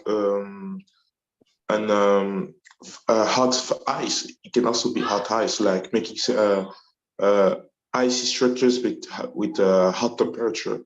You can have that combination too. So having cold fire is one of the options, or you can also make steam if you really want it. So you really want to think about it. So there is many possibilities you could have go with that power. I thought that he could that Shoto would be able to control temperature in general, like control. He's already controlling, but like the fact that he's when you understand what is cold and what is hot, hot is just exerting certain type of more energy, and cold is absorbing energy. The fact there is less energy. That's why I was thinking that he was about to control that he will just control how energies move in general, but by both sides. Mm-hmm. Steros tape or Minetta's pop off being unseen. Look, I can't even see. Part of me was about to diss Mineta, but then I remembered he's Maneta, and I can't do it to him. I can't diss Maneta. They did it. By Jove, he's done it. They call me a madman for standing by Minetta's sides. But Before I I do go, want she prove me right. to address something because I've seen Cameron Bailey bring it up like 2 or 3 times in the chat. So this is for you, I Cameron. mean, the stain. The stain glider. Ye. Here, what are you guys thinking is going to happen? I'll start with you, Thomas, since you spoke up. Oh, Stain is the new Green Goblin of My Hero, question mark, question mark. I think it's cool. I think it's cool that Stain has a glider now. How we got it, I would love to know. But knowing how All Might got tech brought over from America, it is possible that they would have brought a lot of stuff over to help the heroes, and Stain just so happened to have it given to him. Because he is helping out the police. So hey, I'm happy. I think he just stole it. Maybe, yeah. He probably just killed a hero and took it off them. Because we've seen like Buster Jess, that hero. He has his own tech to help him go around be a hero. Like, it's possible he stole off another person. And even like Detnarat made like gadgets that helped the citizens be heroes. So it is possible Detnarat maybe made something similar. So yeah. All right. Let's see. But possibly Alves. That's a very good point. What did Alves say? He said, wonder if he stole that from a Detnarat facility since they're pretty much in the mud. That would actually be a pretty good consequence to the Detnarat getting shut down. We also have, so like my question to you guys is that, are you team he's going to use that glider to help them get to another battlefield? Because that's where, to me, that's the inevitable, right? Mm-hmm. We get them to another battlefield, let Ida conserve fuel, or have Ida use that fuel to get Shoto to the next battlefield. I have no. I mean, I'm just wondering where Aizawa is with Kurogiri and Mike. Is that Mike? Because I feel like it's all good. I feel like everybody's just gonna kind of converge on one another. And I think Aizawa is going to be convincing Kurogiri to reawaken fully as Shirakumo and end up helping the heroes. Mm. So I don't know. I don't know if this is like a temporary thing or it's just man. It's like it's right at the end, but at the same time, it's just we still got a little ways to go, you know? Mm-hmm. Like I just like he's very detail oriented, Horikoshi. Like I know sometimes he does kind of skip over some of the details and then we'll recap them later, but everything has a process in this series. Like if one thing happens, then it has to lead to another, and it has to lead to another. It's like dominoes falling. So I don't know.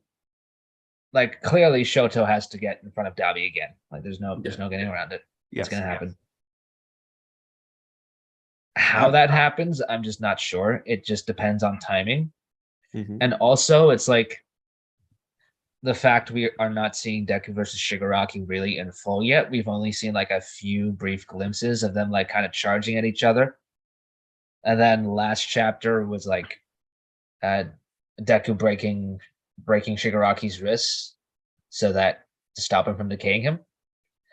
Like it's very brief glimpses. And I think it's because All for One getting there is going to give Shigaraki his biggest power boost yet.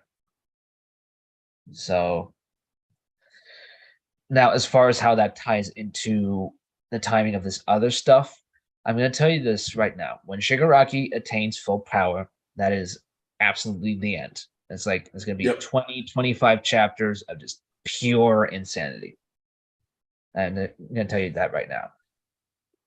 And that's why I'm bringing it up, because it's just, everything is stacked on top of each other, man, especially now. It's like, there's so much at play. I am just not sure. So much play. No, I'm really looking forward to see Stain confronting Ida. Like especially because like Shoto is like looking kind of hurt right now. Mm-hmm. So I wonder like if like Stain shows up and then Ida's gonna like take charge, like try to defend him. And I guess I don't know, get Stain seal of approval or whatever, or I mean, they because haven't seen each other in like Sentosu. since Hosu. So it would be nice to see Stain actually acknowledge, yeah, Ida is a hero.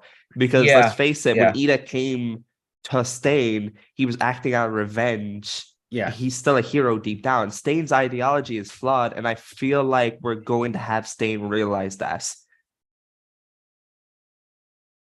I think Stain might have realized that, like, when everything fell apart. Everything went to the shitter, yeah. Yeah. Yeah, that talk with All Might may have helped him realize something. Or at least he figured out a lot more now that he's out. It would just be really like cool to have that like nod back to Hosu.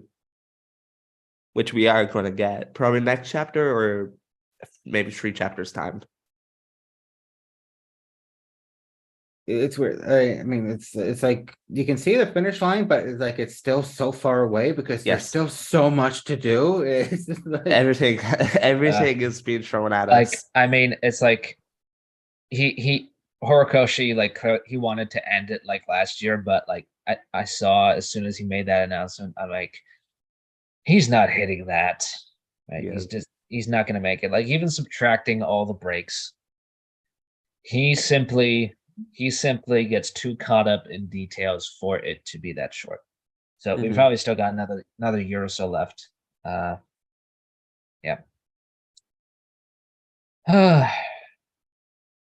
Maybe they won't fight. Maybe Tyler. I would love to have them just sit down and talk. Well, not sit down, but you know what I mean. Them just have a chatting. confrontation. But Yeah, not have a confrontation. but not a battle. Also, the glider as well. Like Aniki mentioned, how the fuel, etc. Like I could see a Shoto using that to get to Dabi and Endeavor, because we don't know where Dabi and Endeavor are heading. Maybe to the forest, maybe to the mountain, or maybe to the old house, which I doubt because that's a residential area. You don't want to fight there. But Oh my god! Or depends on if they're a bit Sakoto closer Peak. to Shoto. I Yeah, just Sakoto. realized Bakugo's still dead, isn't he? Yeah, Yeah. Bakugo's still dead. He's been thrown around like a rag doll until Deku and Shigaraki left. So I- apparently, like if you look at all the chapters, we got a whole 360-degree angle of Bakugo's dead body.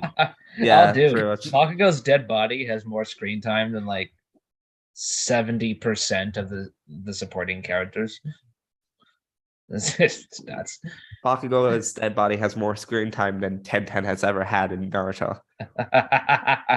Yo, Like, what that's did I walk crazy. into? We're talking about Bakugo's dead body. We got there Okay. from just talking about Okay. Stain. Here, Yeah, apparently it's been like over 250 days since he Yeah. died. I really hope that it makes to a full year. I would just be so happy. That's wild. it's not gonna be as long as the Gojo's box thing, and I love the Gojo's box thing taking so long. It's so funny. But it would be, if it's a full year, I'll consider that a victory. Yeah, pretty much. Let's As see. far as I want to talk about this though, because All For One is finally getting. He's been like, remember, he's been stuck here for 40 chapters. He's been stuck at Gunga for 40 chapters. He's finally getting to where Deku and Shigaraki are, and UA is up above. Now, regardless of what you feel about it, Deku and Bakugo's relationship is a big part of this manga.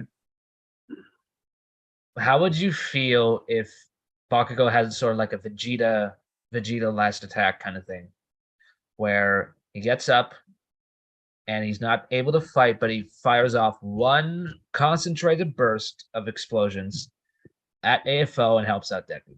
So like Cell, like Gohan versus Cell. Yeah, I could. I don't mind that. Yeah. You have to understand that I thought Bakugo dying was ass, and I was like very polite about it. No, you're spitting. Like, I was very polite about it. I was like, I don't like this, but we'll see. Which I know put me in the minority. A lot of people really, really love Bakugo's death. Okay. I thought that I shit think- was garbage, and the reason why I thought it was garbage, and I think that to me it was only good from a shock value perspective. Mm-hmm. I did not view that as good actual like character or narrative writing. It was just a good shock to me. That was it. I think me I gotta personally, I admit- liked it in a bubble. Like I liked the moment where Bakugo stares on the card and he has like the vestige of All Might. I love that moment. Yeah. But I Look, don't like the debt itself. I think look, I make fun of Bakugo all the time. You guys know this. A lot of the reaction to his death was simply because Bakugo is a very controversial character. They just wanted to see him dead because he's a controversial character. They didn't really factor in what it meant for the story. No, because a lot of They people they just wanted him dead because Bakugo's a controversial character. And they- Bakugo in a lot of ways is emblematic of MHA fans to people because he's the character everybody votes for and he's the character everybody fights about. Like that's why. If we fully address it, like we've made fun of Bakudex on stream. Oh my But- god. This time, there's time to make fun of the people who wanted Bakugo to die just because they wanted to get one over on the Bakudex. Yeah. There was a lot of you. That They was need to understand 100% the something. main reason for me. They Like need the to main reason why I understand saw something. these. That shit's not cool. That was lame. Yep. Equally lame as the people who, okay, not equally lame to the people who were like, Horikoshi's depressed, and that's why Bakugo and Deku was going to be canon. That's a different And, type of lame. like, Oh my yeah. god. Like, not that, okay, And- so you're not that bad, but like, you gotta understand, that's pretty lame to be like, other people like this character, so I want him dead. Like, I'm sorry, but that's just not cool. Like, Yeah, that's like, and stepping outside of this though, like everybody, look, just think about it like this: Bakudeku's get made fun of 24/7. They get made fun of 24/7. You already got your wish, all right? Nobody takes them seriously except themselves. They're Mhm. viewed as a bunch of weirdos. You got Yeah. your wish already.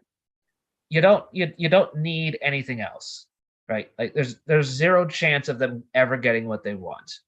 All right. So why bother, right? like Also, the they're- people who were insulting them when they were upset were also, you are a Oh. massive clown.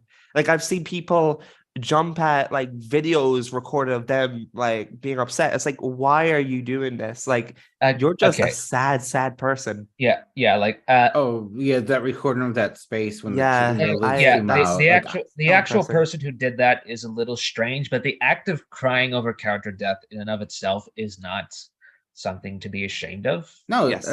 like you get invested. You get with Yeah. when characters you like die. Because- It can be very effective. There was like, a look. Death in Vinland saga that I shed tears for in the first season.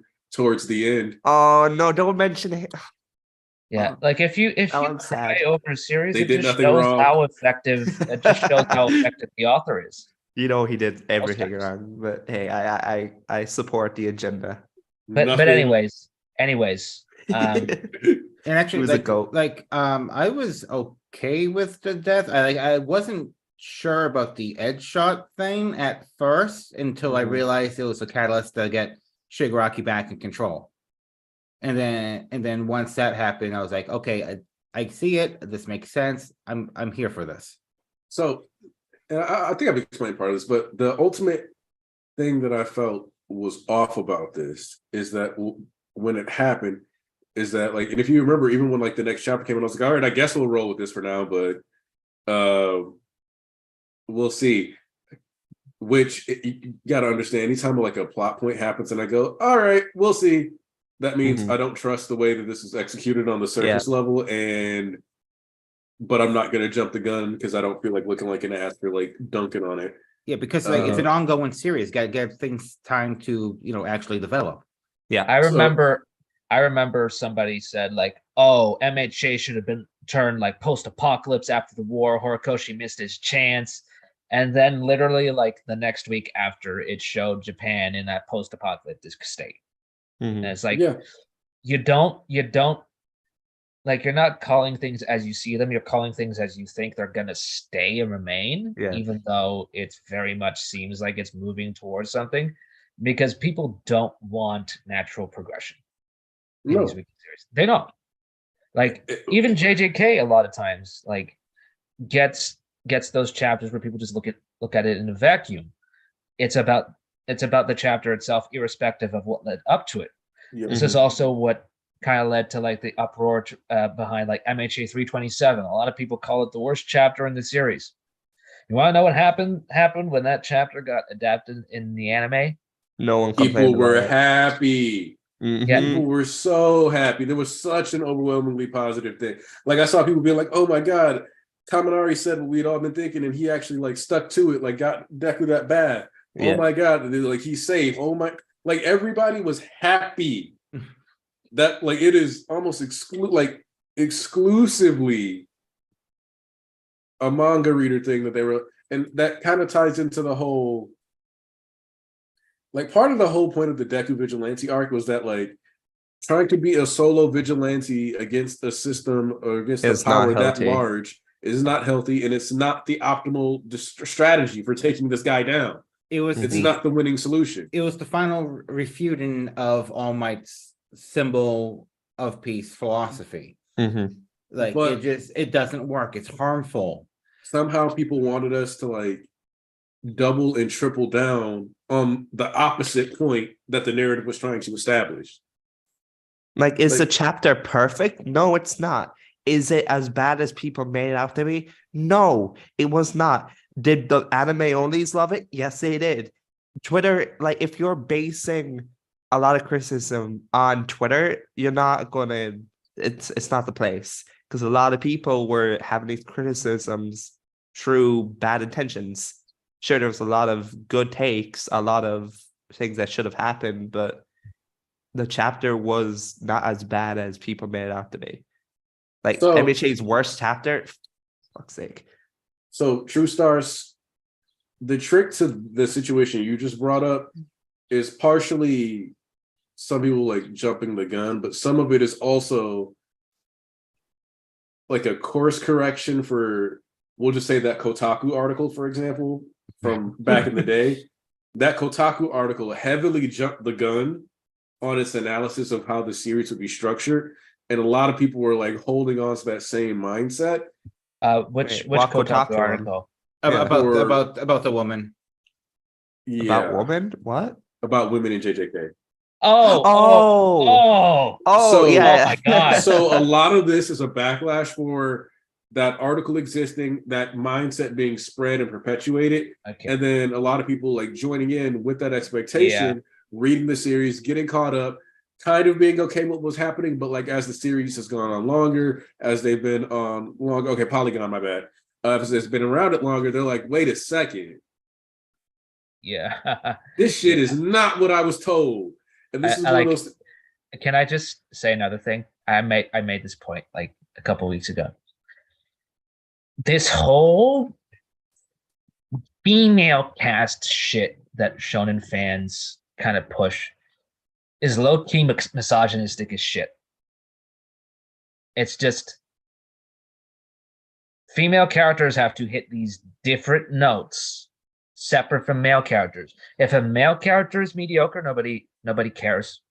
But if a female character is mediocre, all of a sudden everybody's on that. And I just think that yes, there is a lot of room to improve, but at the same time, you are looking at this perspective that female character has to be this, or it has to be this. And they're not really just allowed to be characters first and foremost, as kind of my issue with the whole discussion in the first place.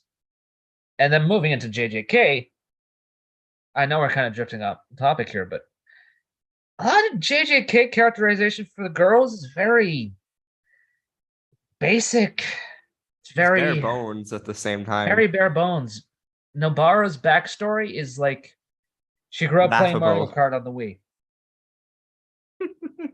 That's it. Are you trying to speak, Anaki?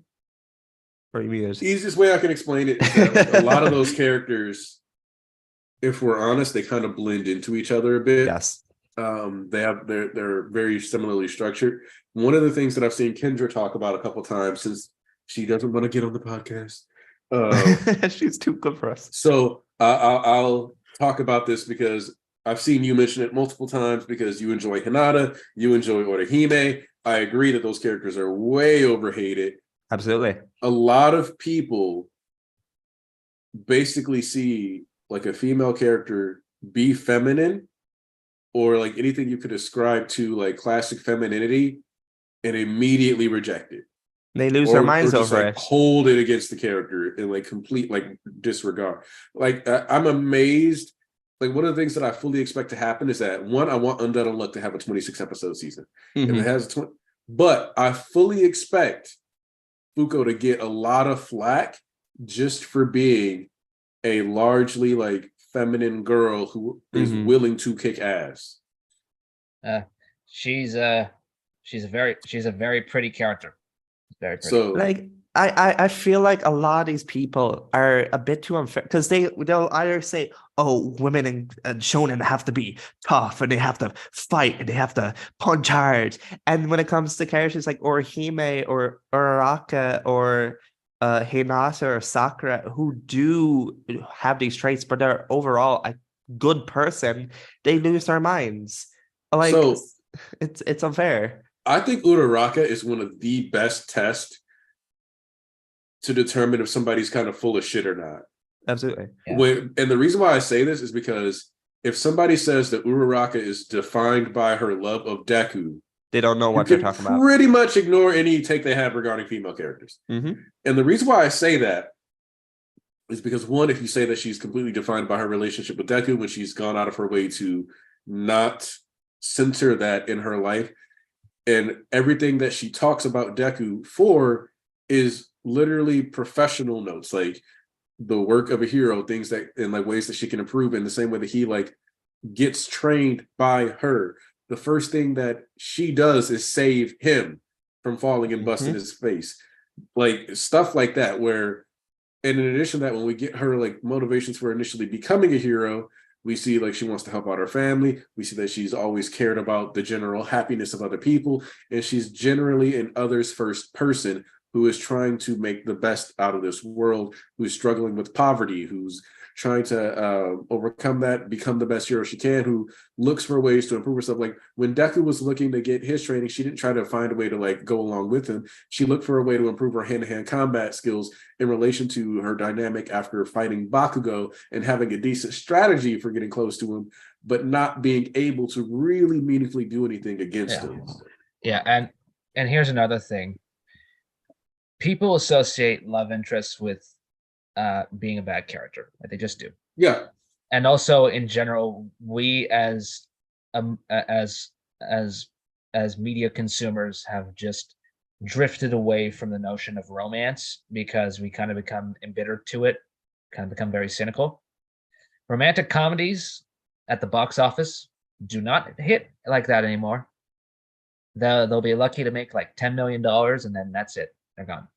Most of them are like on shoved off to Netflix or Amazon or whatever. Romance right now is the world's least popular genre because we associate it with being juvenile. Yep. And it's just, Wait, and I think that's slight immature. addendum, Volk. I want to say that romance is like one of the least popular genres on television and movies, but the books are still selling. In books, yes. Yeah, books, like for some yes. reason, the books are still dominating. But continue. I just wanted to make sure that we had that like one bit of, because I wouldn't want somebody to dismiss what you're saying, which is largely correct because of that one small detail. Yeah. Romance in novels is just that will always be popular. It's just something about moving it into something visual, right? Makes us kind of. I think we are kind of trained to see intimacy as embarrassing.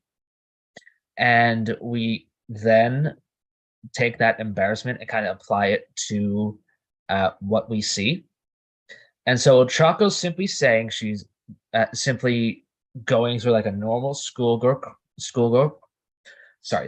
crush, right? People instantly take that as something that's cringy. But it's like, well, that's a cringy time in general. You're trying to construct an argument.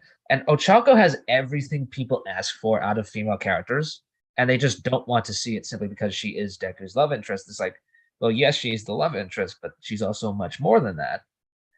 And if you stop trying to trying to make this out to have all the same failings as Naruto, people are still trying to do that because they see MHA be like the most popular thing, and I think it's like, oh well, it has to be like Naruto because it's Japanese. No, it's like it's stupid.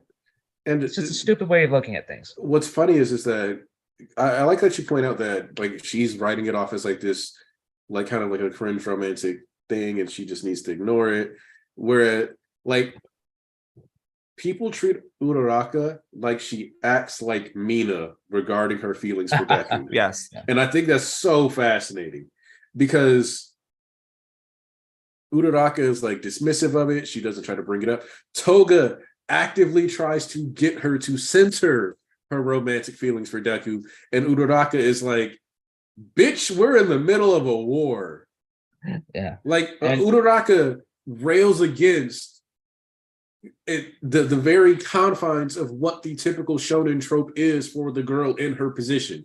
Yeah. She's not a tsundere who's going out of her way to like be overly hostile towards Deku. So she gets shy like a normal person, and she like, you know, so you have like the mall stuff, but then she also acknowledges when she's making mistakes.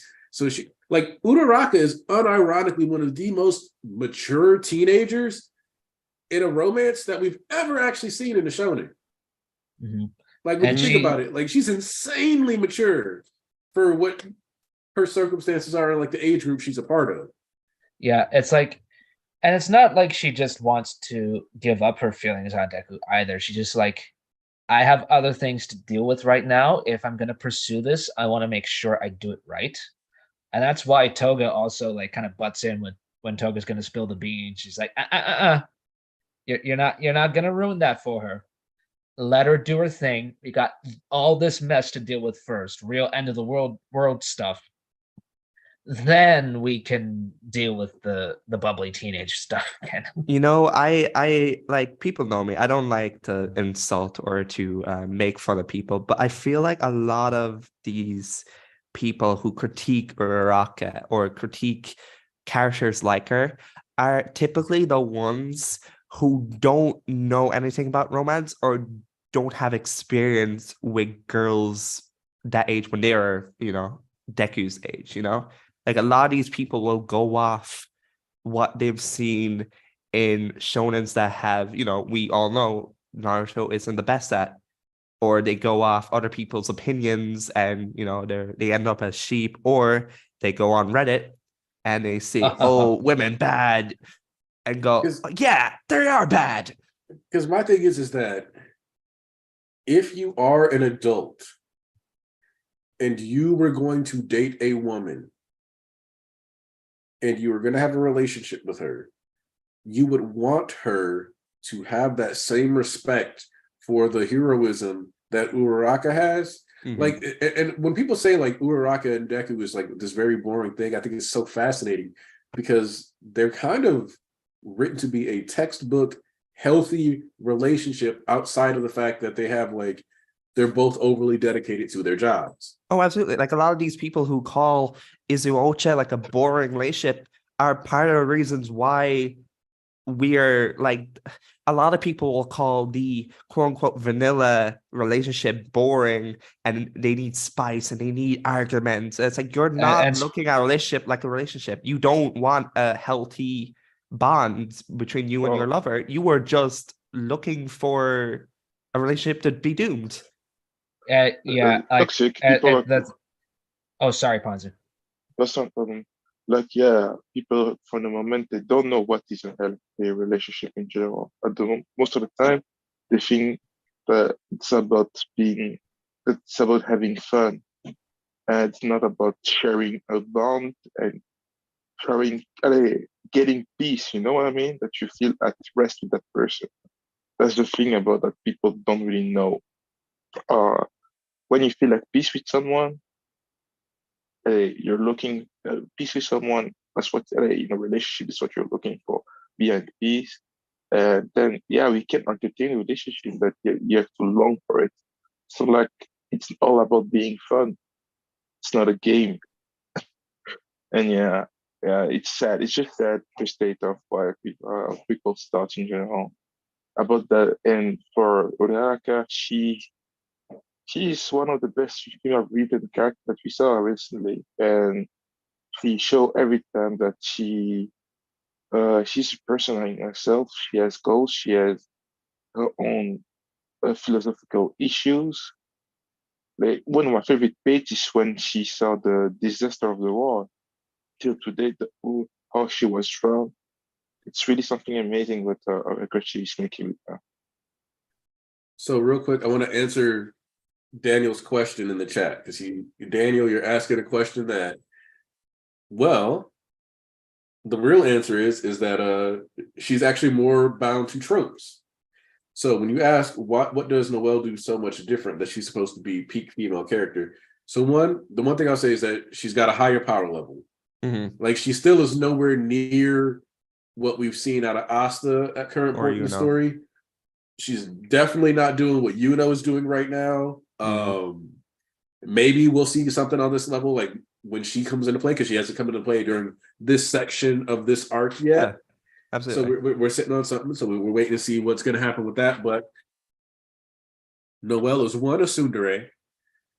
Now, people like that. And like sometimes people will try to deny that she's a tsundere, and I think that's so weird. That's bullshit. She's the textbook definition of a tsundere. But because one, Noelle plays into, and this will sound kind of mean, a lot of the people who we're talking about that don't have that experience with women, because their reactions with women are often negative. Mm-hmm. So in the interactions. So in turn, what the tsundere trope does is tell you that that girl may not dislike you. She may actually have a crush on you and just be embarrassed to talk about it, so she has to be mean to you. Yep. And that can happen, but you need to understand that if a woman is in that position, even if she dates you, it's probably not going to work out because she's not emotionally ready for that relationship. I think Noelle's character, like people like talk about her being like peak female writing, using examples that don't back up why she's a good character. Like they'll always bring up her strength or the fact that she's a tsundere, but what makes her a good character is her growth with her family. It's her relationship with Asta when it isn't like pushed by her tsundere traits. She's a good character. Like she is at the end of the day a good character, but people don't discuss the reasons why, only bring up the negative aspects of her character. And if you are willing to call a good, like if you're willing to call a female character great because she's powerful and she can do really powerful attacks, then you don't know what a good female character is. And the other thing about this is she's far more utilized for fan service. Yep. So she plays into like copium, basically. Mm-hmm. Like you have to understand, there's like a random upskirt shot that like was on like trending on a leaks night once of Uraraka, where I saw a Black Clover YouTuber talking about let me just get a whiff. What? Oh. There's a scene, and I can't remember who they were fighting anymore, where like it's post battle Noelle and she just got her cheeks out. Oh, she's with her brother and she's hugging her. I won't spoil it, but you know what I mean. I know what that page you're talking about. Just ass out. Cheeks out to the whole world to see. Thomas, was this Spade Kingdom? Yes, Spade Kingdom. Okay. I know what you're talking about now. There's the parts where her armor is just like randomly increases the size of her titties. Like, wait, you mean Tabata? Black Clover? Yeah. Bro, all of her like power ups, all of her transformations, she's always naked. Like that's just Tabata's writing it's of like, her design. Oh like, man, it's not like Fairy Tail, you know, where it's like, or Mishima in general, where like he just sexualizes everybody. He's just on that timing, but at least, you know, like I think with Mishima, like, with Mishima, he makes it clear that the ecchi is just part of the whole thing. And it's like, okay, in Black Clover, it's still on that weird timing where it's like just like inserted randomly. Mhm. And it happens from time to time in MHA, don't get me wrong, but I do not see Tabata get anywhere near the flag. Yeah, because a lot of these people, a lot of these Black Clover fans, I'm a Black Clover fan, and I will still put these guys on blast. Like, you go after Horikoshi and say, oh my god, he's sexualizing minors. When Tabata, your beloved mangaka, does that all the time in Noel. Like, and Mimosa. Can we not talk about the hot tubs? Not hot tub, but the Oh sauna yeah, scene? the hot scene springs. The hot where springs, yeah. one of them was straight up like they were like straight up groping each other. Yeah, that and the one prior in the training arc with Mario Leona. So you have Like- two moments like that. Pussy face in the world. Yeah, pretty much. The only thing Like- that's stopping us from seeing it is the fucking Steam. And you Speaking are of going to pussy go face after in the Hori world. for that. Okay. Yeah, fair enough. that's why I mentioned it because of that other series did that too The recently. famous anime Steam. That was funny. Here's the thing. Gege says he doesn't draw fan service because his parents read the manga, so I don't know what They happened. dropped the series. Oh, don't say that. That's mean. I love to Don't worry, son, you're not cooking. But my point is that like people were like, it's definitely because She definitely was. because she's like way better, but it's like no, dude, like you just like the fact that she gets more fights, and because like her like love of Asta is important. Like we've never like Uraraka has admitted to like somewhat admitted to having feelings for Deku, but like think about this for a second. It was while they were post provisional license arc, she was like floating on the ceiling, looking at him, like kind of thinking about him. We had Noelle looking at Asta in the middle of combat, being like, "Yeah, I think I might just be in love with this guy." Like everything that you could be railing against Uraraka for, and that's why you can kind of tell. But like, think about this, and I'm going to ask you for real, like, maybe you could count the sports festival cheerleader outfits. When do you recall Uraraka being used for fan service? The bat scene with Kota, but that technically I wouldn't count that because she completely submerged in the water.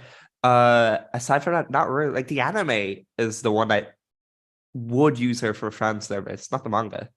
Yes, the anime does it like changing her shape even stuff like this. Yeah, the anime goes really that far to try to sexualize the characters. Yeah, it's most Horikoshi, because Horikoshi, even the way that he shapes women, he gives it in different sizes and stuff. Like And- Horikoshi will try to draw women in what you could call an attractive fashion.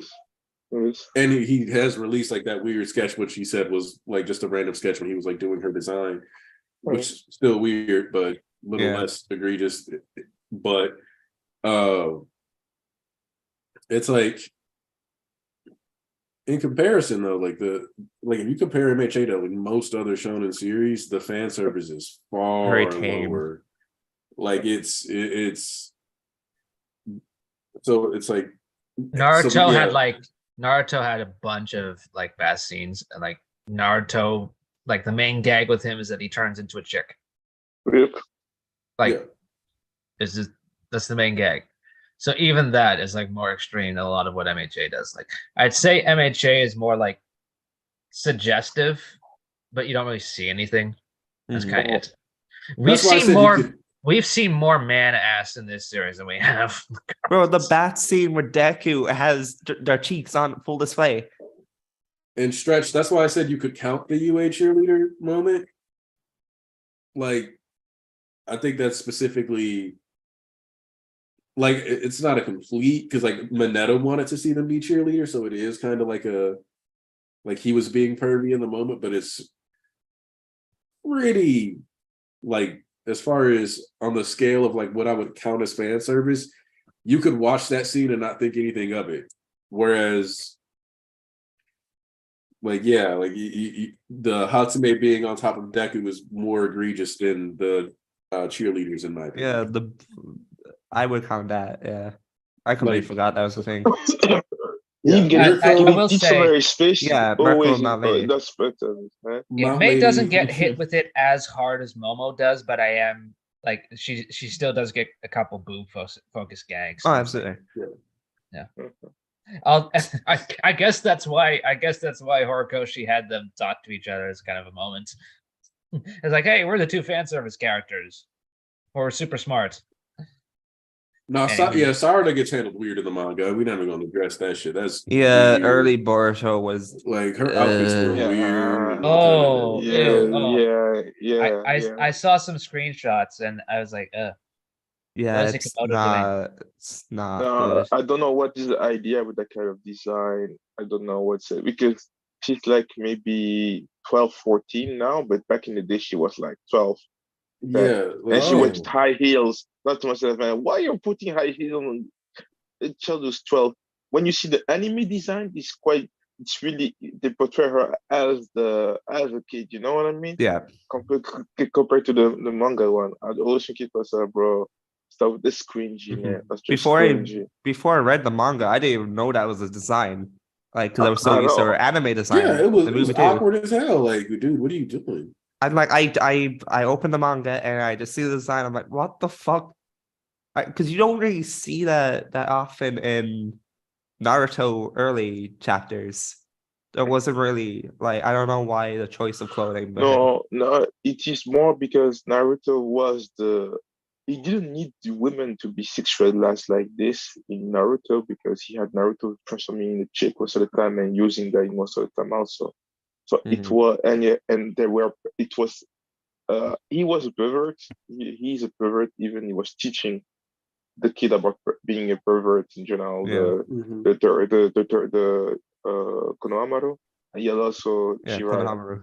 Yeah, so there is the whole stuff, like there is a whole thing about being perverts, but they nowhere like explicit, like no, they were not really to sexualize kids.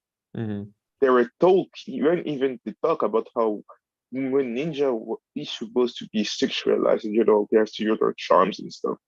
They talk about that in the story, narratively, but you don't see that a lot. Literally. Yeah. Only in the anime, when I think about it, so the anime, most of the time it's the anime that does this. It's Naruto. But yeah, it does the same thing for My Hero Academia. But yeah, about the chapter in general, guys, do you think that Tokoyami lost his quirk? No. No. They bought the time necessary to get him away. Or He's just keep it. bodies. Thanks to Maneta. Yeah, thanks to Mineta. Yeah, man.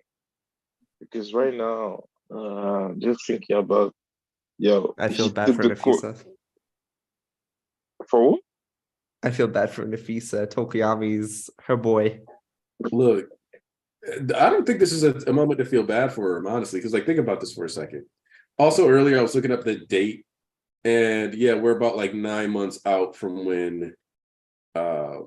Actually, no, it was like 8 months out from when Bakugo got packed up. But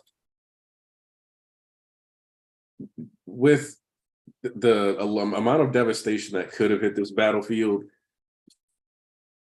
he kind of got off light. Like they all got spares. So did All For One kill Makia? I think so. I feel like it's either he died or he just got put down. Because a dog who bites must be put down. I mean, like if anyone, okay, if any, there's like 3 characters that reasonably should be able to one-shot Makia like that. That's All For One, Izuku, and Shigaraki. So like I don't really have an issue with that, but like I don't know, like seeing this, it seemed a lot more brutal than it appeared in like with the leaks and everything. So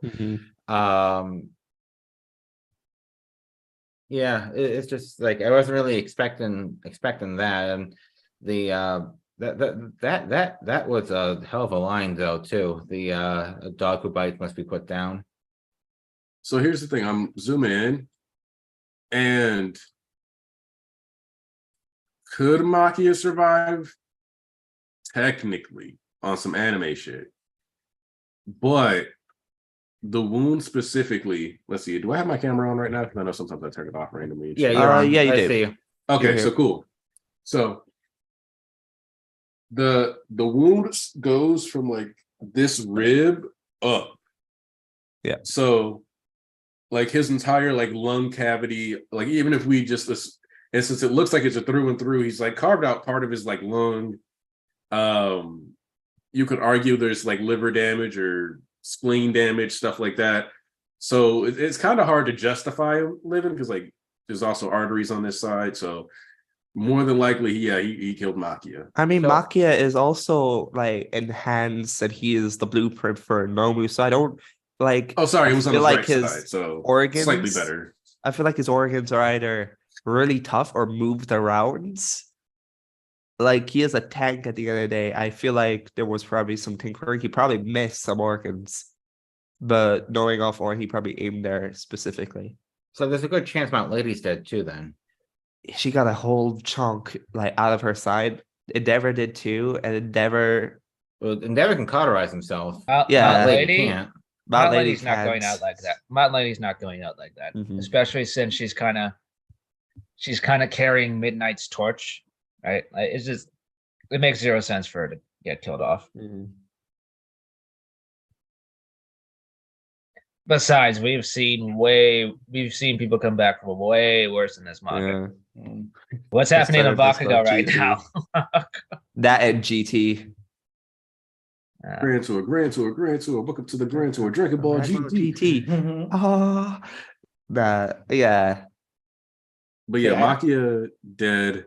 A lot of heroes on the ground. So- Dead. We know that the poltergeist girl is down actually. Yanagi. Yep, Yanagi or Yeah. Emily, I think is her hero name. Yeah, I don't know Emily's why her it's hero name. Emily, but I think it's because of the horror. yeah, I was Yeah, thinking- But it's yeah, a very strange choice. Emily Rose, that story. Yeah. um Her quirk name is a lot cooler than her hero name, but I digress. Well, don't forget, Maneta goes by grape juice. So Yeah, but grape juice is raw now. He got the raw factor in him. so the only version of the GT song that I heard was the original Japanese and then the English cover Yeah, of Don that Don. song. Yeah. By Vic Managna or oh, Vic Manoia. I can't pronounce his Vic last name. McPredator. But Yeah. anyway. Oh. Yes. Yeah, it's the reason why Full Metal Alchemist is so awkward to watch now. I don't know. I still love the dub. It hurts. Like Makia can be alive. I'm not gonna be mad if he is, because if you notice, one of the things that I thought was kind of cool actually is that if you look closer in this chapter, you can tell that the claw damage is still there from Mina's acid attack. Yeah. So like, I mean, I guess he was surviving that, and which you can actually see. Oh, So I'm looking closer at the middle finger detail, and like, yeah, there's no flesh on that finger whatsoever. That's pure bone Oh, for past the like the first metacarpal. Yeah. Let me see. So yeah, Makia though, if he does manage to get back up, I'll be impressed. Based off what we know, he doesn't have regen. I think his quirks are listed in one of the volumes. But where do we go with him though? That's why I don't think he needs to get up. yeah. That man can stay down. Let me see here, because Gigantamakia, you can find his quirks in endurance. Should be volume 20. Is it two? It's around 283 and 279, around there. Let me see also. Oh, the volume X-ray. He has how many? 1, 2, 3, I know 4, he 5, has 6, dog, 7. endurance, mole. Pain blocker, Yeah, he's I know he's got a- identification, Yeah, there we energy go. saver, energy fierce saver, gains. fierce gains. Yeah, so we had it. Endurance just made him a stamina beast. The pain blocker, gigantification, dog, energy saver, fierce gains, and mole. So yeah, he doesn't have a regen factor. The fact that it's a quirk called Fierce Gains, though. Yeah, it allows his muscles to harden at exceptional levels. So yeah, he got those gains. Yep. So one could call his quirk Giga Chad. Speaking of Giga Chad, Tanisha, like I feel like we're just gonna be calling Mineta Maneta from now, just like we called Midnight's Killer Gas Mask God. ESG. So I call for us just to refer to Mineta as Maneta. Man, that's a well, it depends on which part of the story we're talking about. We got to acknowledge Hey. the gap. Hey, Easy. listen, some Chads have a bad past, and we can acknowledge that while also calling it Maneta. You know what? I've gotten better at identifying art styles clearly because I was flipping through this one and I hit the back page and I was like, oh, Mount Lady, drawn by Betancourt. And then I looked and I was like, yeah, signed by Betancourt. And I was like, all right, cool. But yeah, so he doesn't have any regen, so he's just going to be sitting there bleeding out. If somebody can carterize that, I guess he might live, but Bro, you I mean, I need guess- Endeavor to cauterize a wound that big with Gigantamakia. At least he shrinks. But is he alive even in Endeavor right now? Because he looked pretty effed up last time I saw him. Yeah, and he's heading off to his deathbed probably with Dobby. I'm just gonna kind of write it off as either Shoto is going towards UA, or possibly Endeavor is heading towards UA and wasn't thinking about it when he started leading Dobby away. Like that's possible. So then we'd have All for One, Endeavor, Dobby, Shoto, Ingenium, and possibly Stain all headed towards UA. But do we know which direction Endeavor and Dobby's heading? Because they could head closer We to don't. Kamino, and that could help Shoto get to them easily. Because let's face it, I don't think Ida is going to race, or the glider is that fast enough to get over to Endeavor and Dobby right now, because they're like on different sides of Japan. My stance on it is that if they're using that glider, it's basically going to be they hold on to Ida and Ida is locked in, like strapped in via his feet, and then he's got his engines going to amp the glider. That's actually sick because his brother, like the way his quirk works is that it's on his arm, so technically he could glide himself. So it is it would be a nice callback.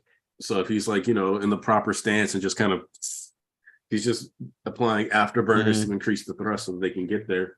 He's also has experience in flying to extent, like back in Deku Black, and then when Uraraka helped him float back before USJ, when he got his status as class head because he calmed everyone down. He's a great asset here. So yeah, which I guess, Shoto doesn't have to converge on UA. It just kind of seems inevitable that everybody's gonna. I expect what we'll call the big six, the Fighting Fate six, to all end up at the same spot at some point. Because if you go back to which chapter was that? Let's see if I can find it. Which chapter? Because I may find it as well. Fighting Fate, I believe, is the chapter name. Let me find it. During overhaul. Okay. Yeah, I don't know if it was during overhaul or not. Here, I think I have it right here. Really, it's just the specific color page that I'm looking for. Fighting Fate. Oh, 131. 131. Okay. I have it here. 131, because like that color page has specifically. Do you mean all them walking forwards? It's Yeah. Shoto, Froppy, Bakugo, Deku, Uraraka, and Ida. And I'm assuming there's some value in selecting these six, especially because when you look at it, you kind of have like the broken mask for Bakugo and the broken mask for Ida, which with where we are in the story now, both I think have had their mask destroyed for the most part. Yeah, if you swap the area of Bakugo's face, Bakugo's right side was destroyed where his mask is. So yeah, you have a point there. So this looks like the 6 he had planned, and you see that even Uraraka's like boots are battle damaged. Yes. So everybody's stuff is kind of damaged. We just don't know like how far we're expected to see these things go. Mhm. But we do know that it's been here for a while. I mean, travel speed and combat speed are different, bro. Yes. Oh my god, you don't get it, bro. They're different. You don't understand power scaling. Bro, I'd be so embarrassed for these folks. Especially when their leader is a dickhead. But I digress. Yeah, we'll put it lightly. Yeah. Yes.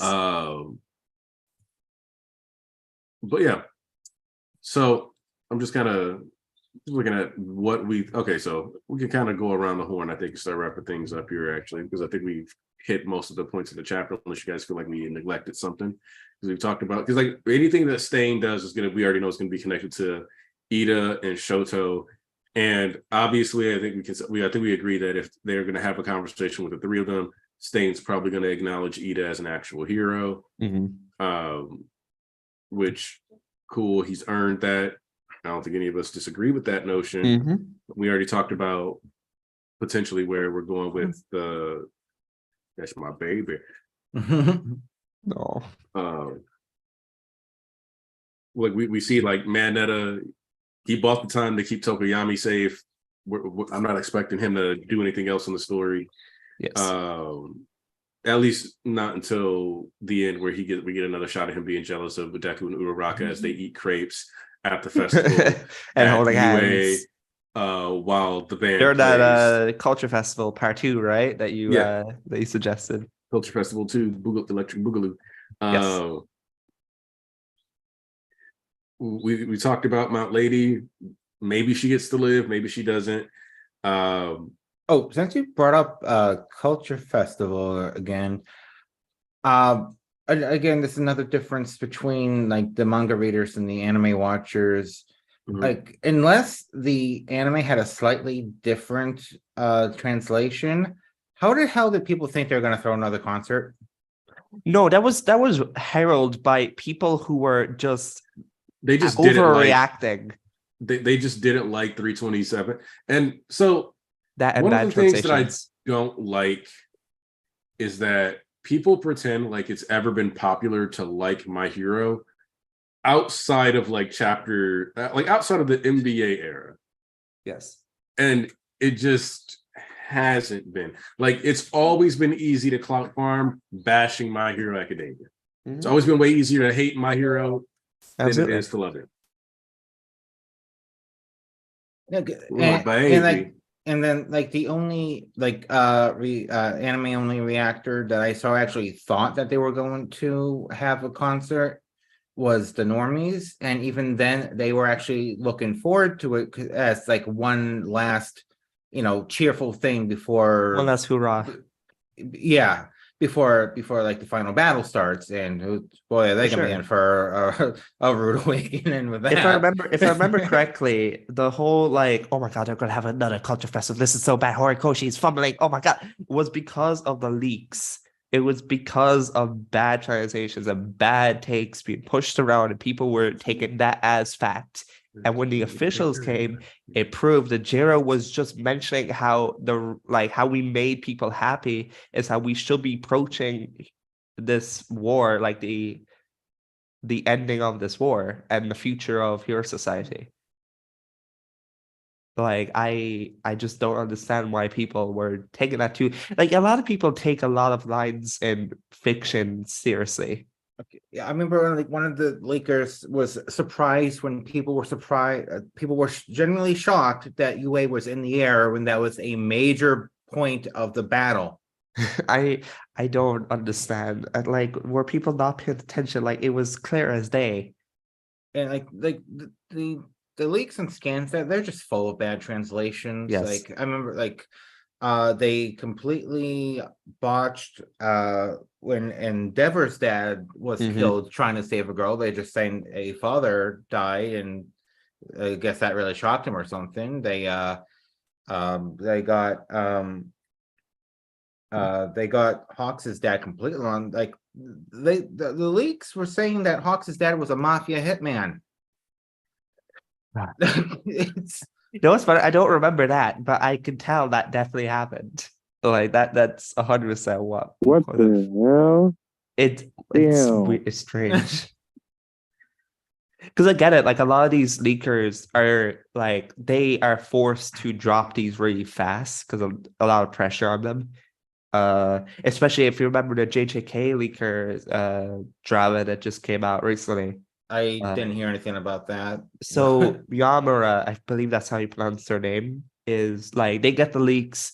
They're usually working, so they go out to the bathroom and they post it and they do it really fast, and it's really a one-man show for JJK compared to like Rukasu and Justice and all of them. Dobby's pole dance. Yeah, and Dobby's pole dance, yeah, ever. Like they're all a team while JJK's leaker just one is person. one person. Yeah, exactly. Okay. So the issues they come across is some bad translations, but at the same time, you can't blame them. But at the same time, when you have a team, you kind of expect them to be a bit more on point.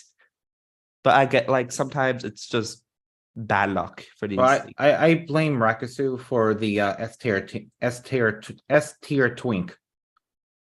Oh, do you mean the KB comments? Yes. I love that. That was the top tier translation. I love that. That was probably the funniest thing I've ever seen from a leaker. Also, Wait, welcome what? back.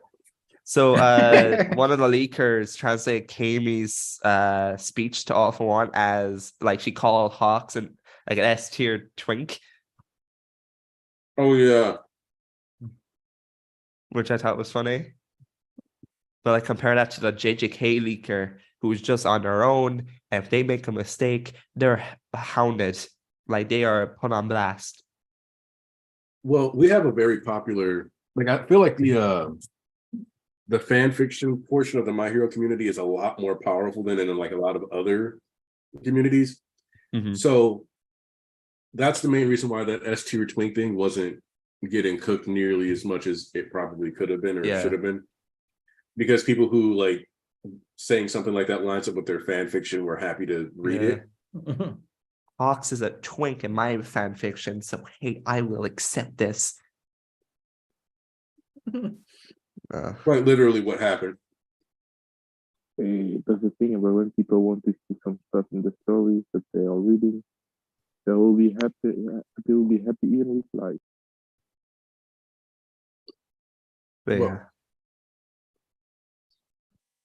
oh God, leaking Leech the wrong leaker spotted accidentally number. got That would have been that number would wrong. have A leak that he was a spotter number 2. Just I can see that being that's a war a zone. huge mistake. Jeez.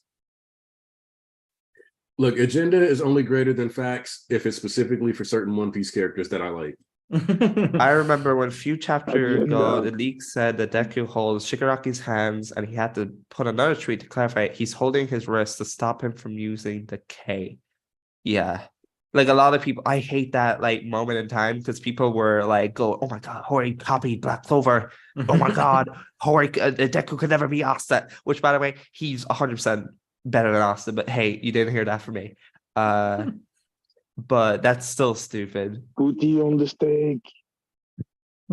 It's so dumb. Naruto leaks were worse.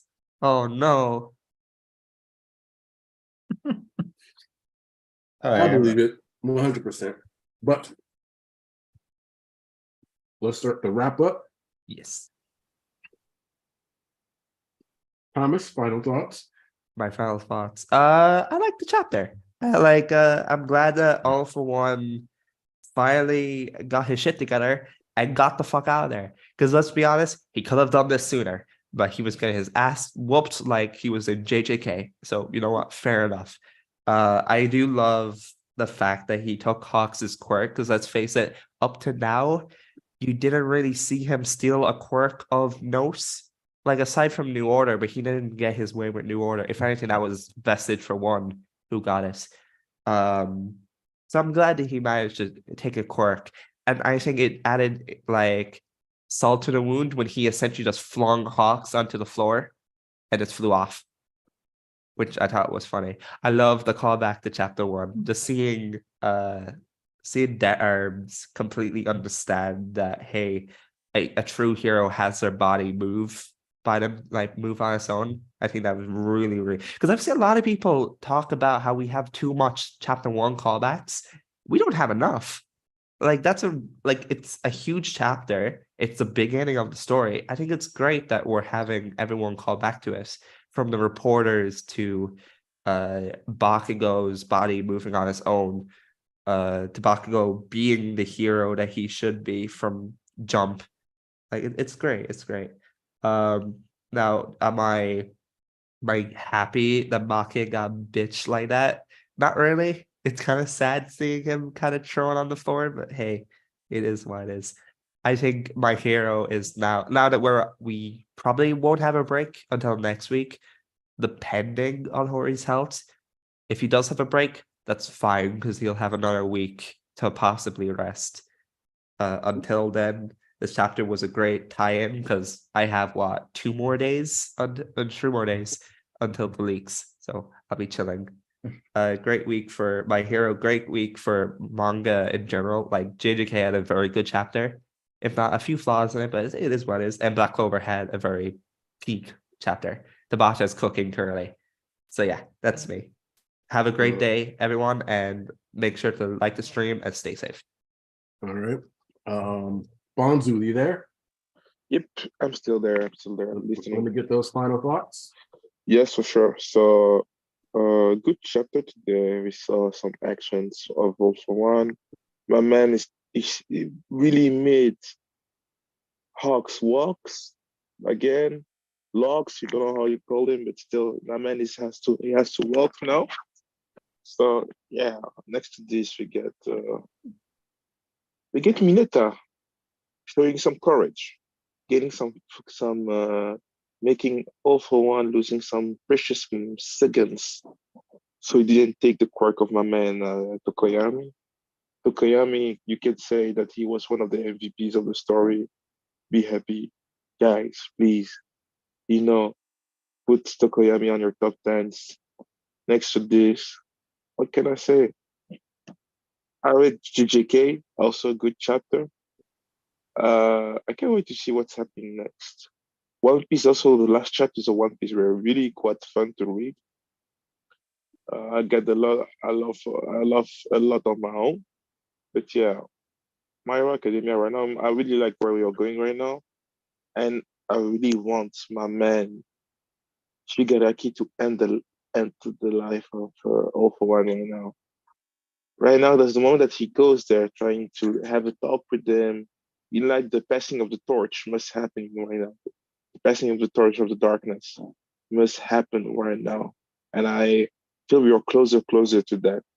And I can't wait to see the end of it. So yeah, thank you for following my man Aniki. Like the stream, follow him. And yeah, follow us on our social medias. Thank you. Ciao. All right. Joseph? Well, this was a packed chapter.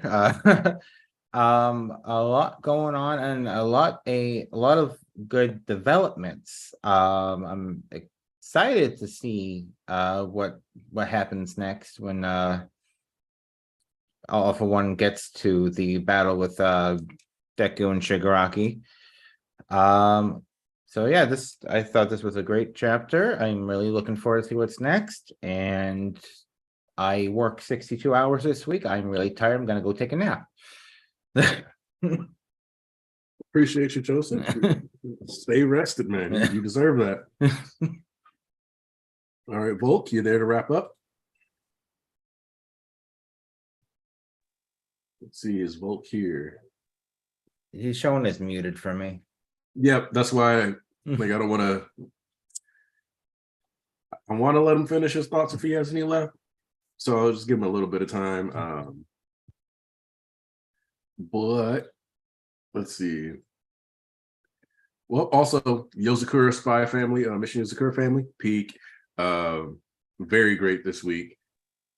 We finally got our Spy Family or Mission Yozakura Family time skip.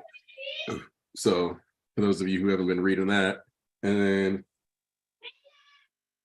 Undead Unluck was great this week. Further expansion of the system.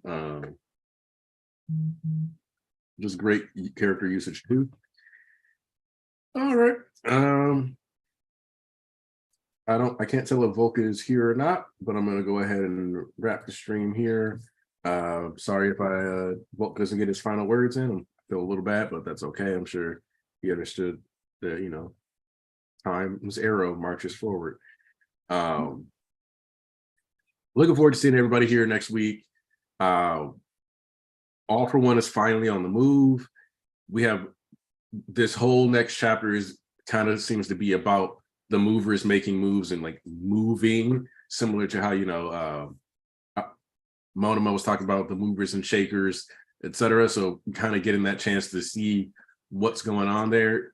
We know that this war has been going on for at least 7 minutes, but I'm willing to bank on it having been a bit longer than that at this point. So I'm excited to see what goes on and what the full fallout for this particular battlefield with AFO is, because we can see that, you know, the Poltergeist Girls was actually on the ground. We saw Mount Lady on the ground, Maneta getting left behind. Kind of want to see some of these civilians start taking action and taking things into their own hands for like the better. And by like for the better, I mean like for the better of Hero Society and like society as a whole. See them kind of make their own moves instead of just being completely reliant on the heroes, even though I appreciate the moment we got for Death Arms. But I like the consistent utilization and constantly going back to La Brava that we've been getting. So hopefully we get a couple more maps updating us on what's going on. Maybe we get to see what's going on at this Gunga Villa Battlefield Part 2, the one that's, you know, just a little further away. I wouldn't mind them seeing that and noticing like, oh snap, everybody's running away now. We got to figure out what happened here. But yeah, everybody take care. We appreciate you from the bottom of our hearts, and we give our hearts to the cause. Okay, Volk is here for his final words. Let's go. Original Sonic came back. Yeah. I had to deal with something. Okay, so fun chapter. Nice to see AFO is on his way to where Shigaraki is. A lot of things are coming together. A lot of things coming full circle. Next week, it's probably going to be Stain. Looking forward to that. I like his little. I love his glider, or whatever that thing is already. And next, it's this is the victory lap. This is all about everything coming together. It's been. I'm interested to see Deku and AFO's confrontation in person if they are going to confront each other. It's looking like that there's going to be some sort of brief thing there. Yeah, I just really like the scope of this final arc. It's like it's keeping abreast of every location and slowly bringing them all together. And it's really cool to see. Anyway, those are my final thoughts, and I can't wait for next week. All right, sounds good. Like I said, glad everybody came through. Glad you got to get your final